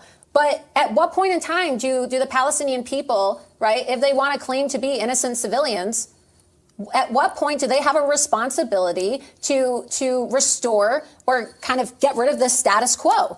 Because don't people in all societies have a responsibility to challenge or overthrow governments if their governments are not serving the people? That is such a great question. So let me just say this, okay? The United States of America in the last 20 years, okay, between the war in Afghanistan, the war in Iraq, which I think we can all probably agree were like just ridiculous catastrophes that we never should have fought. Let's also add in there the war, Obama's, which I'm sure you'll agree with me about, Obama overthrowing Gaddafi in Libya and leading to the migrant crisis into Europe was an absolute disaster. Let's also throw in there the attempt, right? So and bringing in all the refugees to attack Americans. Hold on, let me just finish my point. Smart. Let's also He's laying add in there a very good trap because he knows Yep. if I invoke Obama, I'm going to get you to agree to the premise of my argument because she's a Trump partisan. So Obama overthrew Gaddafi. That was terrible, right? Yeah, I agree. So really laying the trap very well, and now here it comes. Attempted regime change war in Syria, which we started, that led to 500,000 people dying. Let's also throw in there the war in Yemen, which we backed the Saudis fighting. Don't forget the Arab Spring. Something else like 500,000 somewhere in that ballpark also died. When you add up all of the numbers, you're talking about millions and millions of dead innocent people. What responsibility do you have? What responsibility do I have? What responsibility do you have? Are we fair targets now to be murdered because we haven't overthrown the status quo, as you just said? Why is it that we as Americans get to hold these standards against other nations, which we would never dream of imposing on ourselves? The question is always asked, what's Israel supposed to do? Don't they have a right to defend themselves? Do all of these countries that we've slaughtered innocent people in, do they have a right to defend themselves? Do they have a right to come over here and kill innocent civilians? I would say no. They don't have a right to come kill innocent civilians. You have political grievances with the government class, but it does not follow, as Osama bin Laden or Bill Clinton or Barack Obama or George W. Bush would argue, that it then follows that we can inflict this collective punishment against people. If we're going to be the better ones, if we're going to say you're the Islamists, but we're the civilized people, if we're going to represent the best tradition of Western civilization, then the point would be that we don't believe in any of that. We don't believe that you can target innocent men, women, and children. Wow. That's perfectly done. Perfectly done, especially invoking because these conservatives tend to have a Douglas Murray kind of romanticization of Western culture and its traditions. So to throw that in really puts her in a box. Exactly. No, really just expertly argued. And that point there, we hold all these other civilizations accountable for their leadership. Well, what if they did the same to us? What if they did the same to us? And the other brilliant part of that argument is for that reason, for that reason, we can acknowledge that October 7th was tragic because we don't think that ordinary people should be targets for violence. And I'm not saying innocent. Like I said, if you go to a music festival outside a concentration camp, there's something fucked up about you, right? But what Dave Smith is saying is just because there's something fucked up about you, you're probably indoctrinated into this fascist ideology. That's grounds to criticize you, but it's not grounds to murder you, right? Just like it's not grounds to murder the Palestinians because of who they voted for. So he just makes all of those points at once so well. And to lay the trap with Obama, Gaddafi, I mean, that guy's got chops, man. Like, he's got real chops. That was beautifully done. And with Laura Loomer, you're dealing with, when you deal with these Trump people like this, like she's saying, oh, well, can we really call them innocent because they voted for Hamas? Like, at a certain point. Well, that's what the Israelis say. That's what the Israelis say. Absolutely. But at a certain point, I have to call bullshit on a lot of this. A lot of ordinary people, whether they are the sort of libtards or the MAGA chuds, right? They suffer from the same core pathological mindset, which is that for every villain in the world must exist a hero. For every demon must exist an angel. And they just don't have the emotional maturity to understand that, no, actually in real life, villains outnumber heroes by quite a bit. The demons outnumber the angels by quite a bit. And so a lot of this rationalization for what's going on in Gaza right now doesn't come from the place of an actual unbiased evaluation. It comes from a place of, well, Trump says we have to support Israel, and so I guess we have to support Israel. Now I have to come up with some sort of rationalization for that. That's why, I mean, I hate to use an overused term, but they are bootlickers. They are simps. On both sides, on the blue MAGA side and the red MAGA side. They're just they cannot process a world in which heroes and villains do not exist in equal number. They can't process that. And so as a defense mechanism, they are forced to root for one team over the other, and then they're forced to shape a narrative, however difficult, that allows them to root for one side in the hopes that that one side represents some sort of salvation. We see a lot of that on the blue MAGA side, but in a case like Laura Loomer, you're dealing with a partisan actor who is, I think, driven by that same sort of, I hate to call it a disorder, but it is an emotional sort of stuntedness, that would lead you to have to see the world that way. Well, see, there's the thing with the MAGA people. A lot of us on the left will say, as a rule, they're easier to talk to and to debate with. And I think part of the reason for that is we're very anti-establishment. We're very anti-institution. And if you're going to choose to be MAGA, you probably are too, right? You probably, because the whole establishment, the whole media is against you, right? So you're starting with a certain common ground with MAGA people that you're not with blue MAGA. With the red MAGA people, they tend to hate the same people for different reasons, and some of the same reasons, but some of them are different. And then you can proceed from there on disagreements about policy. But at least you're starting from the same premise of what the problems are, right? For the most part. So they're a little less cringe in that sense. But yeah, that was masterfully done. And, something I kept thinking of watching the Putin interview with Tucker, Marcus Aurelius, how do you know a thing? By what it does. So we are such an indoctrinated people. This idea that people, are threats and these leaders are evil. Who killed all these people? Russia? Right. Who killed all these millions, hundreds, not tens, hundreds of millions of people we've killed in all of these conflicts? We fucking brought back slave markets in Libya with our fucking shenanigans, with our fucking militarism. That had the highest, the highest human development index of any African nation before Obama intervened. Now there are slave markets. So who's the evil country with evil leadership? Russia? China? Right. Who the fuck has China killed? I mean, I'm not saying they haven't killed anybody, but compared to us, fucking amateurs. The Russians, peaceniks. Right. Hundreds of millions of people. And hundreds of millions. It's, speaking of the Russians, it's the Stalin thing. One death is a tragedy, a million deaths is a statistic. The scale of the fucking horror that we have inflicted on the world since in the post-World War II period on. Vietnam, Cambodia, Iraq, Afghanistan. These horrors that Syria, Libya, and we're going to talk about Putin is evil. Putin is the threat.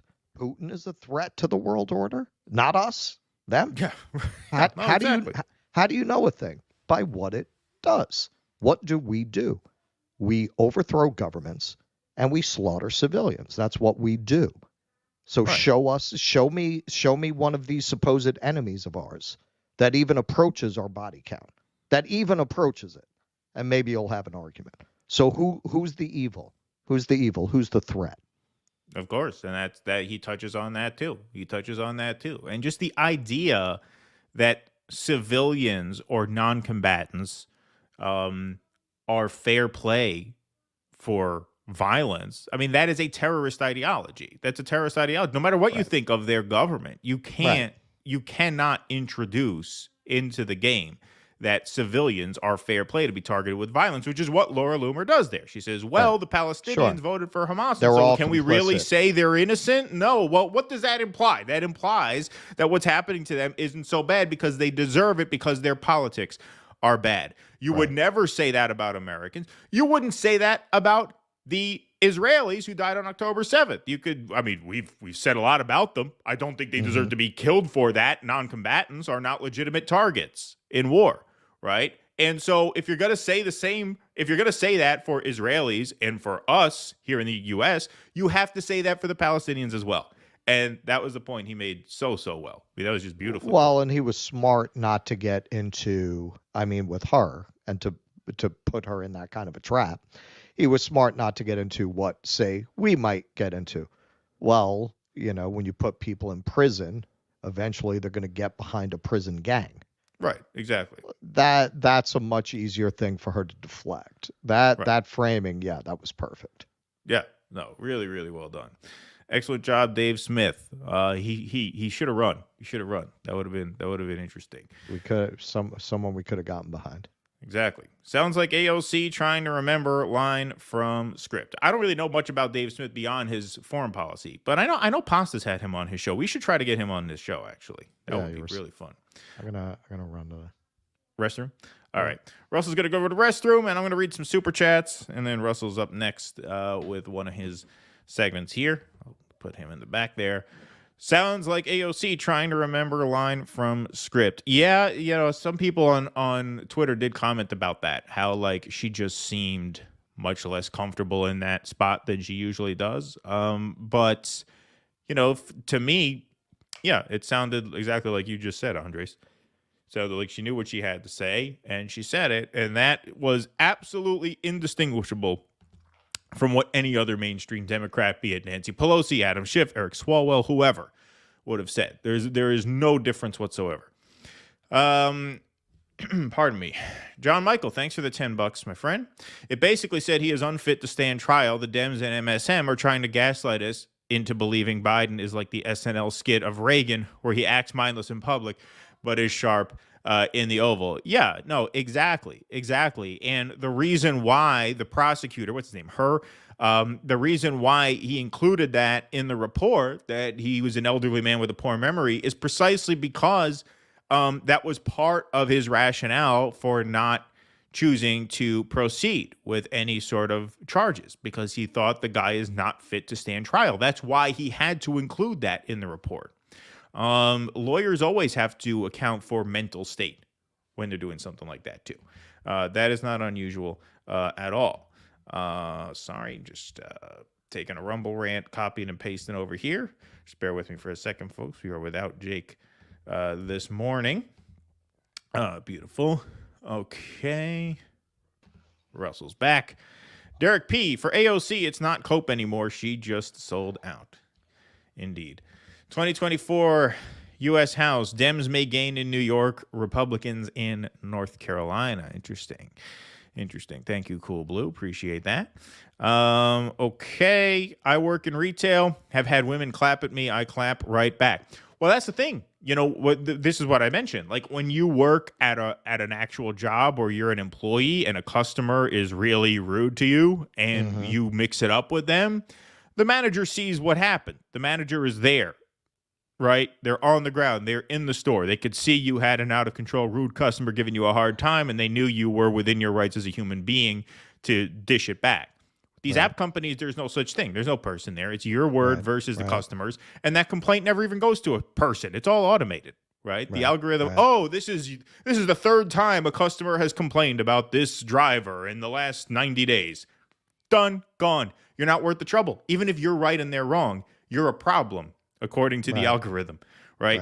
And they get rid of problems because these tech people, that's what I say. These tech people, it's all the same, whether you're talking about YouTube, whether you're talking about DoorDash, Uber, they don't like to work. These people do not like to work. They like a set it and forget it automated tech model. Create an algorithm that'll work for you. You hang around in your PJs all day and get fucking rich. That's the way they like to do it. If we all agree to pretend that Joe Biden doesn't have dementia, then he's still a genocidal racist with a long history of criminal behavior and sniffing kids. Okay, so he's not demented. Yeah, exactly. AOC has the worst of the American accents. That one wins. That's the chat of the day. Oh, by the way, while I'm thinking of it, somebody remembered. Bark at the Moon, Ozzy Osbourne. That's right, Bark at the Moon, of course. Thank you for the chat. AOC has the worst of the American accents. And chaff and redirect. Howdy from England's South Coast. Thank you. Thank you for that. Appreciate it. Gabor Mate is 80 years old. Seymour Hersh is 86. No one is calling them out for being too old. Biden is a demented death rattle who shouldn't be left in charge of a toaster. Yeah, exactly. It's not just that you're old. It's that you're old and you've lost your mind. Right. Exactly. There was, it was too late, but maybe we'll do this on Sunday.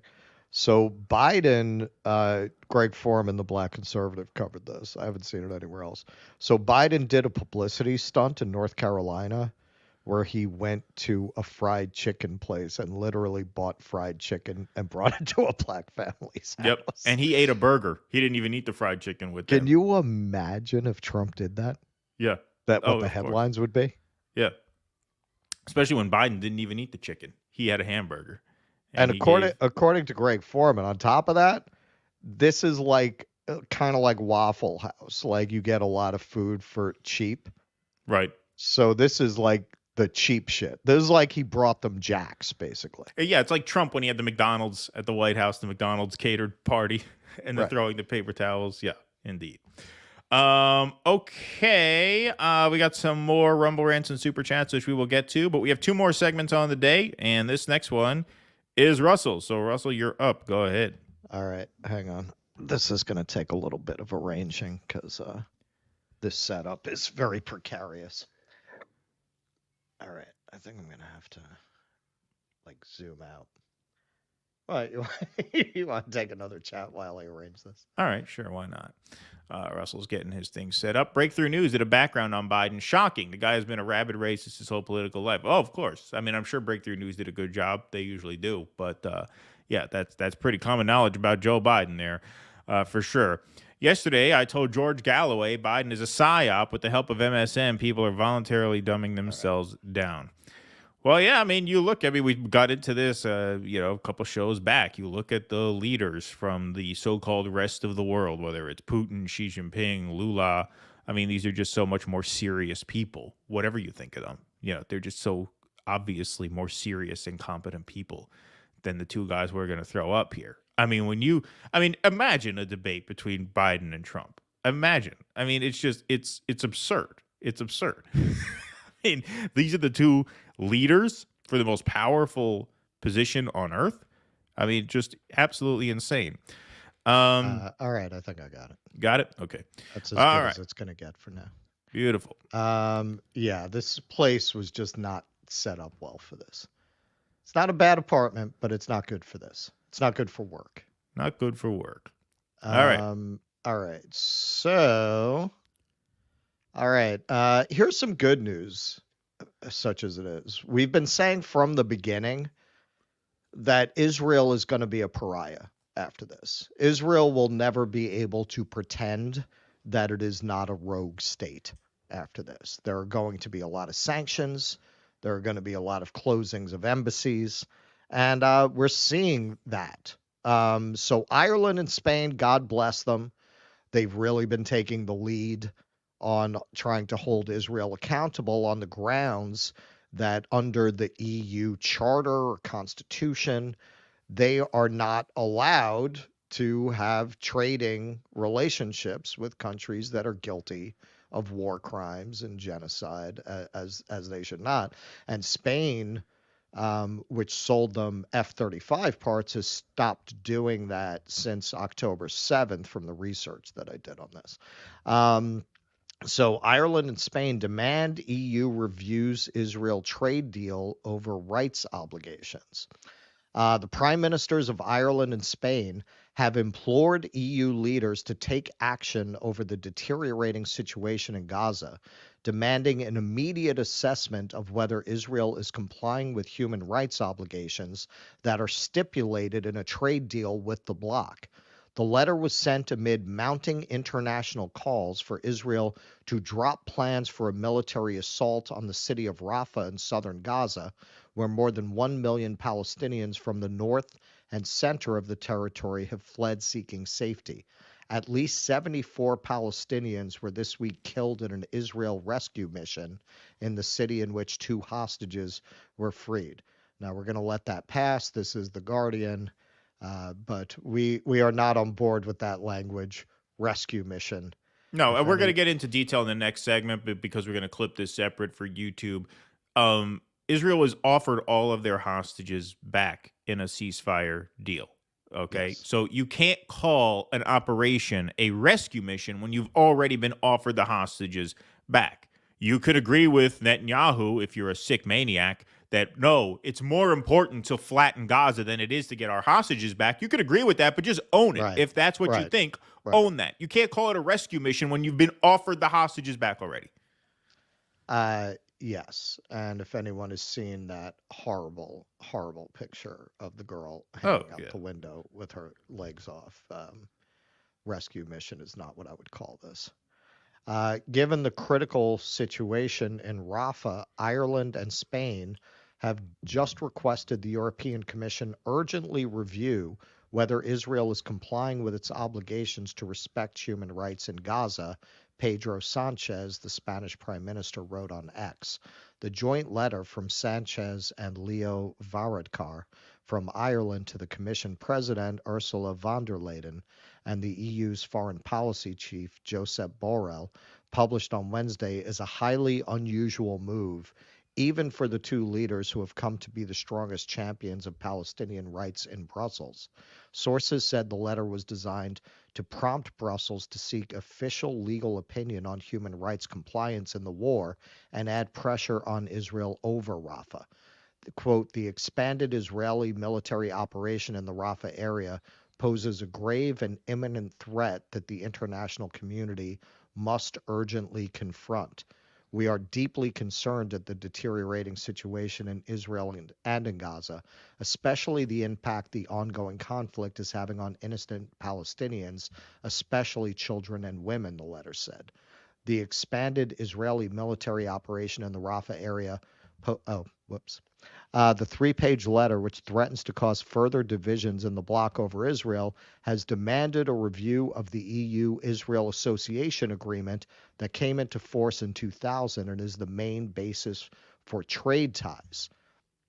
Quote, we ask that the Commission undertake an urgent review of whether Israel is complying with its obligations, including under the EU-Israel Association Agreement, which makes respect for human rights and democratic principles an essential element of the relationship. And if it considers that it is in breach, that it proposes appropriate measures to the Council to consider, the letter said. The demands the letter said, have been made, quote, against the background of the risk of an even greater humanitarian catastrophe posed by the imminent threat of Israeli military operations in Rafah and continues to occur in Gaza since October 2023, including widespread concern about possible breaches of international humanitarian law and international human rights law by Israel. Varadkar told the Irish Parliament on Tuesday that Benjamin Netanyahu, the Israeli prime minister, was not listening to international leaders asking Israel not to launch an offensive in Rafah. He told the Dial there was a serious risk of a massacre occurring in Rafah if a ground assault were to occur, adding that Netanyahu was making the situation much worse for his own country in the long term if he insisted on, quote, going down the path they are going. So it seems like a lot of these threads of resistance to Israeli policy are coming together around Rafah because everyone can see this is simply going to be, it's already a world historical tragedy, what's been done to the Palestinians already. But if they assault Rafah as they are planning, and in keeping with the way that they've handled this war so far, it's going to be a massacre that's going to live in infamy like Rwanda if this is allowed to proceed. Yeah, and the U.S. is further delegitimizing itself by warning Israel not to do it because now we're just going to look all the more feckless when they do it because they say they're going to do it, right? Right. They already have done it to a large extent. I mean, Biden warned them about civilian life before those airstrikes on Super Bowl Sunday. They did those. They didn't do the ground invasion yet, but they're going to. They're going to. And so how's it going to look when we don't do anything about that in response? We're just going to look even weaker than we look now to these different countries around the world, which is why it's a good thing that they're starting to take matters into their own hands. Now, they're much smaller and much less influential than we are on the world stage. And so it's going to take a rallying of the rest of the world to make any real impact. But at least that's happening. It's more than we could say for us. Well, we have Netanyahu's response to Biden right here. A trans with a schmendrick swing. Go home and get your fucking shine box. Yeah, there you go. Wrong one. That was another conversation. Yeah, it's another conversation. All right. So, hey, live radio, folks. Yeah, live radio. So, yes, they are 2 of 7 countries that have refused to cut off funding to UNRWA as well, of the European Union countries. But it's not just them. Hey, say what you will about the Catholic Church. We have one of the more based popes in history right now, and they've been taking the right stand on this. So the Israeli embassy protests after Vatican denounces Gaza carnage. Israel protested with the Vatican on Wednesday after Pope Francis's deputy defined what is happening in Gaza as carnage, resulting from a disproportionate Israeli military response to Hamas.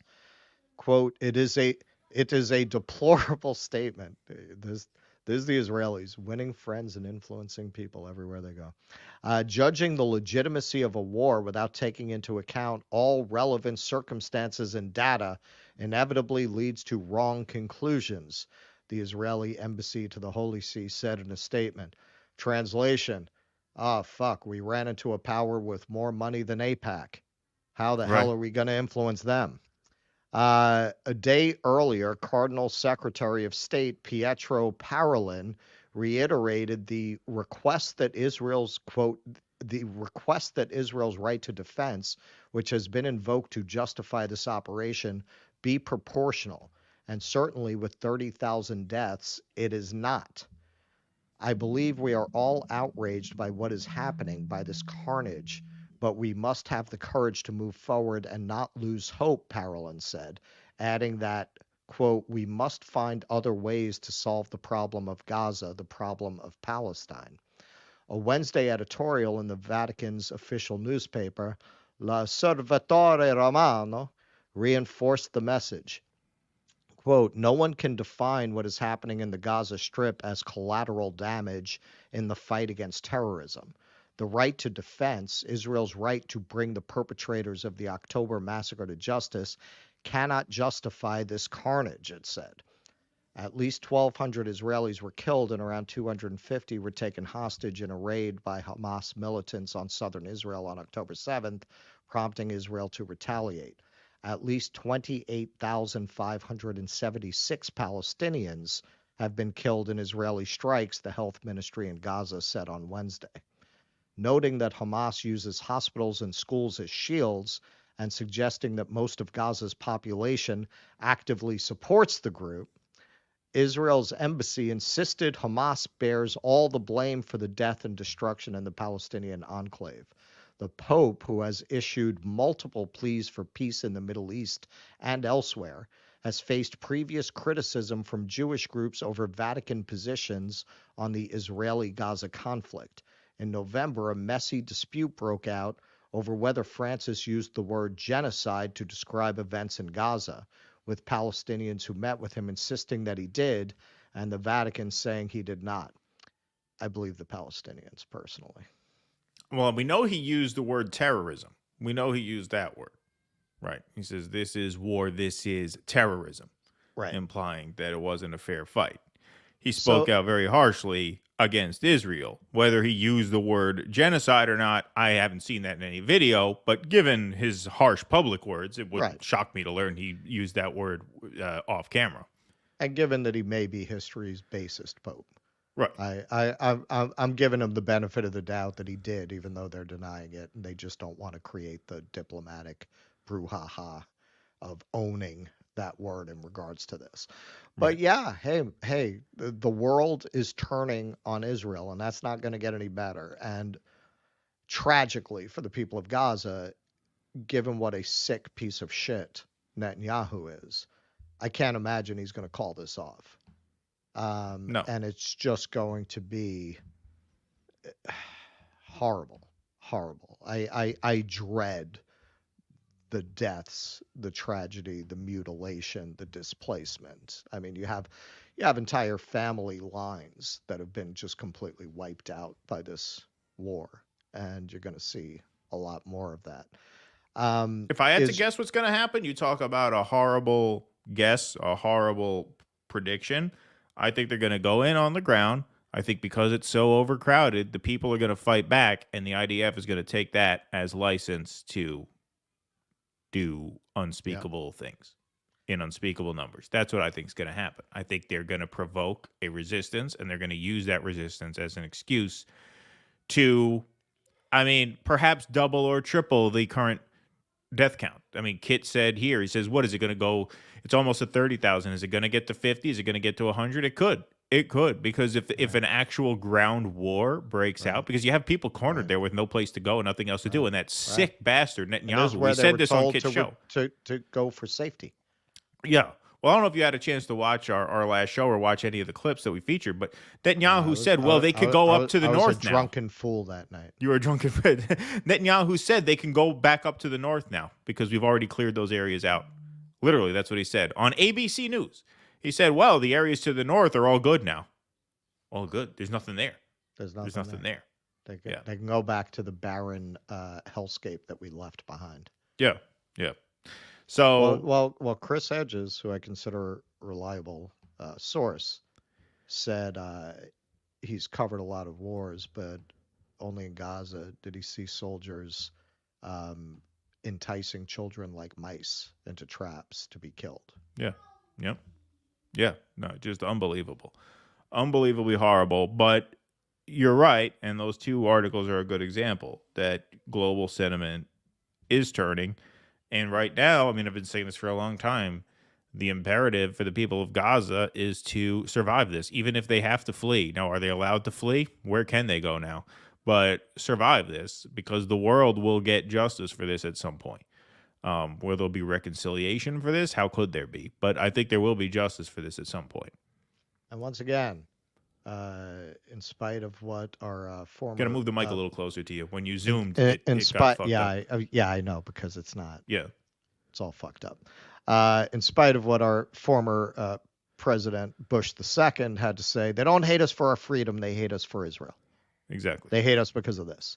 Because everyone in the Middle East knows that without our propping them up, these horrors would end. Yep. These horrors would end because they would lose very quickly in a war to their with their neighbors. Exactly. All right, we got one more segment. We'll take some Rumble rants and super chats before we do that. Last election in Gaza, 2006. Ukraine has no election since 2023. In 16 years, will we blame Ukraine for their government? Yep, good question. Thank you for that. Abortion is sin, but genocide is cool. Anti-Semitic Lakewood church shooter endangered her kid, but who cares about the Arab kid killed by the landlord or a hind and her rescuers? East Palestine kids. Thank you for that. Let's see here. Nina left with less. Maybe Kansas City Chiefs fans got a tiny glimpse of what Gazans go through. Yeah, being shot. Yeah, there's the shooting at the parade. Yeah, horrible. Thank you, Nina. My free Gaza poster wasn't finished yet. I fell asleep. Is that what you said? You fell asleep? Are you in Kansas City? I know you're a Chiefs fan, Nina, but I don't know if you're in Kansas City. The king just crushed Biden like a bug. Thank you, Scott George. Thank you for that. AOC did not do a sit-in at Pelosi's office. She was walking past and stopped to speak with the protesters. She used them as a prop for a photo op. Janice Anderson. You mean like the migrants at the border? Right. Yeah, exactly. She has not gone to sea since Trump lost. Right. Try hard. Thanks for the $2. Putin endorsed Biden. Is this a troll or a strategy? I didn't exactly endorse him. He was asked a question, would you rather Biden or Trump? And he said, I hope Biden wins because he's more predictable or something like that. I think that was a troll. I think he was saying that because he knew that, everybody wanted him to say Trump, you know. And so if he says Biden, that just throws a wrench into the mind of everyone who was expecting and hoping he would say Trump. That would be my guess. I haven't watched that full interview or even the larger clip. I only saw like the 20-second piece, but that would be my guess. But Russ, we brought freedom, says John Michael. Yeah. Jojo in 3D says, keep up the awesome work, dudes. Thank you very much. Appreciate that. Appreciate you guys. So now they can prosecute. Oh, yeah, if Biden's all there, then, yeah, they can prosecute. Sure. Well, that's what I mean. That was the rationale for not prosecuting is that he's got no brain left. You couldn't really prove criminal intent because you couldn't prove any intent. Well, and the whole argument that he didn't need to say this is fucking nonsense. He did because it was his whole explanation for why they're not prosecuting him. Exactly. How could he write a paper about why they're not prosecuting him without actually explaining why they're not prosecuting him? Exactly. No, just the absolute nonsense. All right, folks, final segment of the day. We just did a segment about the global response to Israel's action in Gaza, specifically the southern city of Rafah. And now we're going to look inside Israel, where a lot of Israeli people are getting fed up with Netanyahu for prioritizing the cleansing of Gaza over the release of their hostages. Israel's repudiation of a deal with Hamas draws fury from hostages' families. So just to add a little context to this, Netanyahu was offered a ceasefire deal, which meant every hostage that Hamas was holding would be freed. Israel would have to give back Palestinian quote-unquote prisoners. They call them prisoners. They're really hostages as well. A child who throws a pebble at an Israeli tank and is thrown in the back of a car and taken off to a jail somewhere, that's not a prisoner. That's a hostage. So there would be a full hostage exchange, which means Israel would have gotten all of their hostages back. And you would have, I believe it was, if my memory serves me, I think it was a 4.5-month ceasefire. So a fairly long-term ceasefire with a full hostage exchange. And Netanyahu said, no, we're not going to go for that. Why? Because we're on the verge of total victory, meaning we have to level the last remaining quote-unquote safe zone in Gaza before we try to get these hostages back. And even the Israeli people are saying, what the fuck? You're clearly making first priority this military campaign. Clearly our hostages are just being used to justify a seemingly endless war on Gaza. From CNN, the deadly Hamas attacks of October 7th united a shocked, grieving Israel behind its leaders, burying at a stroke the divisions that had riven the country for years. 4 months into the war, with hopes for a new deal to return Israeli hostages from Gaza in doubt, those divisions are re-emerging, and Israelis are increasingly ready to speak their mind. Many, including the families of those hostages still held by Hamas, direct their anger towards Israeli Prime Minister Benjamin Netanyahu, who dismissed the terms of a ceasefire and hostage deal put forward by Hamas in forthright terms. Quote, surrendering to Hamas's delusional demands will only ask for another disaster for the state of Israel, another massacre, Netanyahu said, adding that continuing military pressure was a necessary condition for Israel's safety. Survivors of the October 7th terror attack and the families of hostages were furious at the uncompromising repudiation of a deal that ultimately could have resulted in the return of all the remaining hostages in Gaza.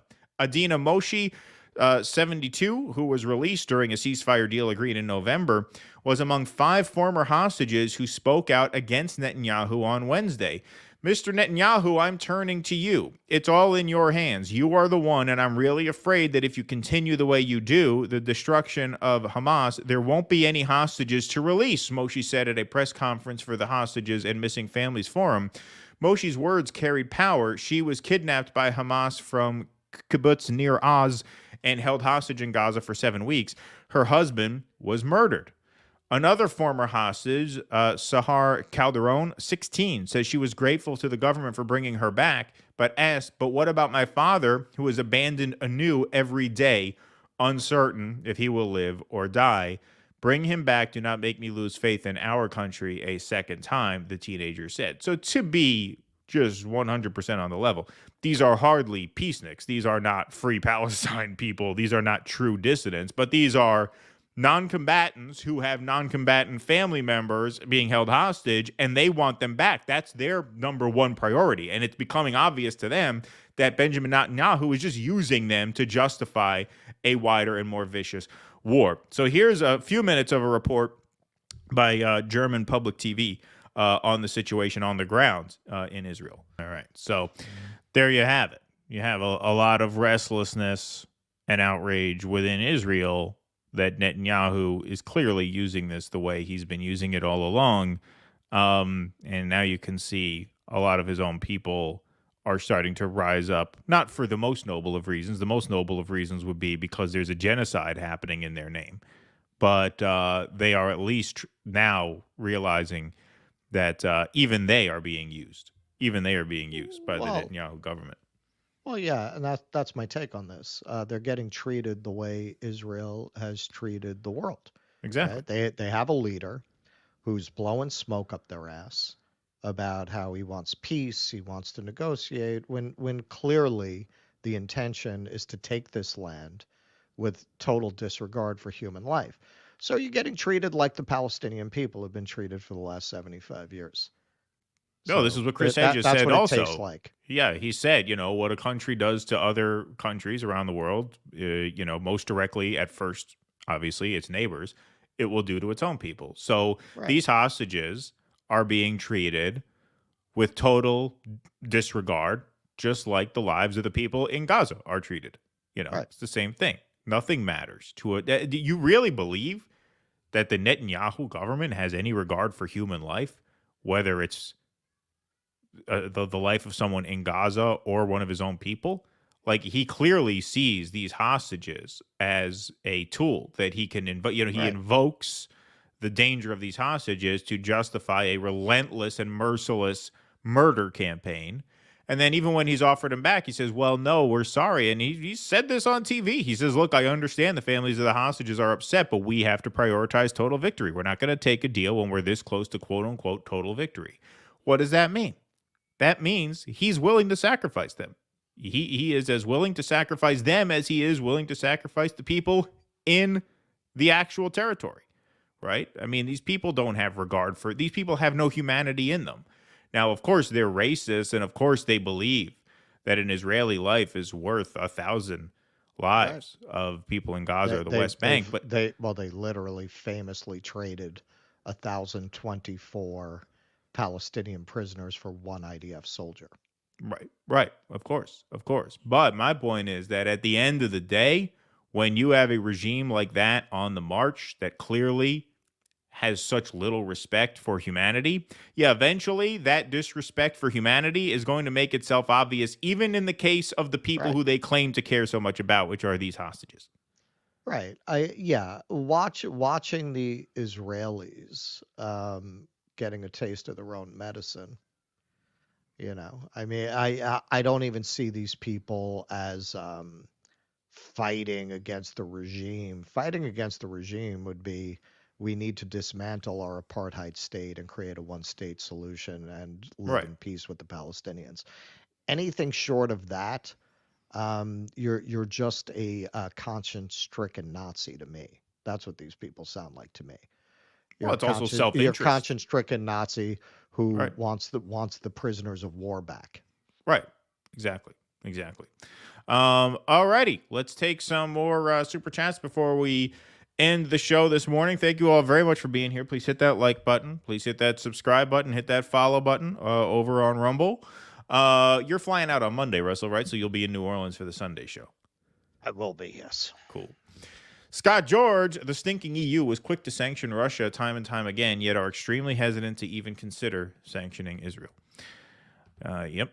Arcana Soul, people do suck, but you know that Instacart clip is fake, right? It was made by a rage bait channel who did like 4 of those with other people. I don't know. Was that a fake video? Seemed real to me. The Instacart one. The one, not the fender bender or the other one? No, the fender bender. I think that lady has done stuff before. She's done one. I mean, not done stuff like fake, but apparently there's another video where she was freaking out because she had to go to work. Same thing, just a nervous wreck. In terms of the Instacart one, I'll look into it. I don't know. It seemed real to me. If it was fake, they did a good job. Good actor. I think guy's in the wrong business. Yeah. Thomas Richardson, thanks for the $10. Great work. Keep it up. Thank you, Thomas. Appreciate you. Expect existence or expect resistance. Respect existence or expect resistance. Good one, Warskill. Thank you very much for that. Sean Gwynn, keep up the great work, y'all. Hope you're digging your stay in New Orleans, Russ. If you make it uptown, we'll be glad to buy you a coffee or a beer. Oh, another New Orleans. I am uptown. Russell is uptown. He is uptown, apparently. You're I'm not staying staying in the tourist area, you said. No, I'm in Ferret. Nice. Excellent. Eric Housseau, without change, something sleeps inside us and seldom awakens. The sleeper must awaken. Thank you, Eric Housseau. Appreciate that very much. We appreciate you all very much for being here this morning. That is our show. We will see you back here Sunday night at 7 p.m. Eastern. Like I said, we got a busy week. Next week, we have the show Sunday night, and then I am going to be live on Tuesday night with our friend Misty Winston, who is one of the premier Assange activists in this space. She's going to be co-hosting with me 9 p.m. on Tuesday night. Russell will be on that show, just not live. We're going to be playing his footage from that day while he sleeps, because it's going to be 3 o'clock in the morning over there. But Misty will be with us on Tuesday. Our patrons are going to get an exclusive chance to watch and comment in real time on some of those live streams. We will formalize our plan for that on Sunday, and we'll have an announcement to how that will work. But if you want to have access to an interactive call-in live stream from the Day X hearings, you can sign up patreon.com/DoDissidents, join our Substack as a paid member, or our locals as a paid locals member. It helps us out tremendously. That is part of why we are able to do these extra projects, the documentaries, the New Hampshire trips, and the Day X trips. And we got some more projects in the works for 2024. We really would like to go to Dearborn, Michigan. We want to go to the DNC. Russell will go to the DNC. My baby boy will be here by then. But we do have some other projects in the works, and the membership is a huge driver of that. Might be at the DNC with JD. We will see. That's right. And Nick Cruz was talking about coming up there. Imagine you guys all might come. Yeah, it'll be like the Beatles. Yeah, it'll be the Beatles. Exactly. Kit, Russell, Nick, and Jimmy. Because I think Jimmy's got a show there a few days before, right? Is that what you were saying? Or he's going to be in town a few days possibly. before? Possibly. He's yeah. Awesome. I don't know if I'm supposed to talk about that, actually. Well, maybe is the maybe possibly. The key. Yeah, it might happen. But listen, so if you're not a patron already, you should really do it before I go to London, because we are going to do an exclusive call-in from the courthouse. Yes. Exclusively for patrons. Yes, that'll be a call-in show from the courthouse. So you will get to participate in the Day X hearings remotely, but you'll be there. And that should be an amazing experience. There's going to be tons of people there. I'm sure tons of people that you know, or I'm sure Russell grabbed some great impromptu interviews and stuff like that. And that's going to be a great time. That is next week. But we will see you guys once between now and then. Yank! We will see you guys once between now and then. We will see you back here Sunday night at 7 p.m. Eastern. Thank you all very much for being here this morning. Until we do see you again, be safe and be well. Courage. Please clap.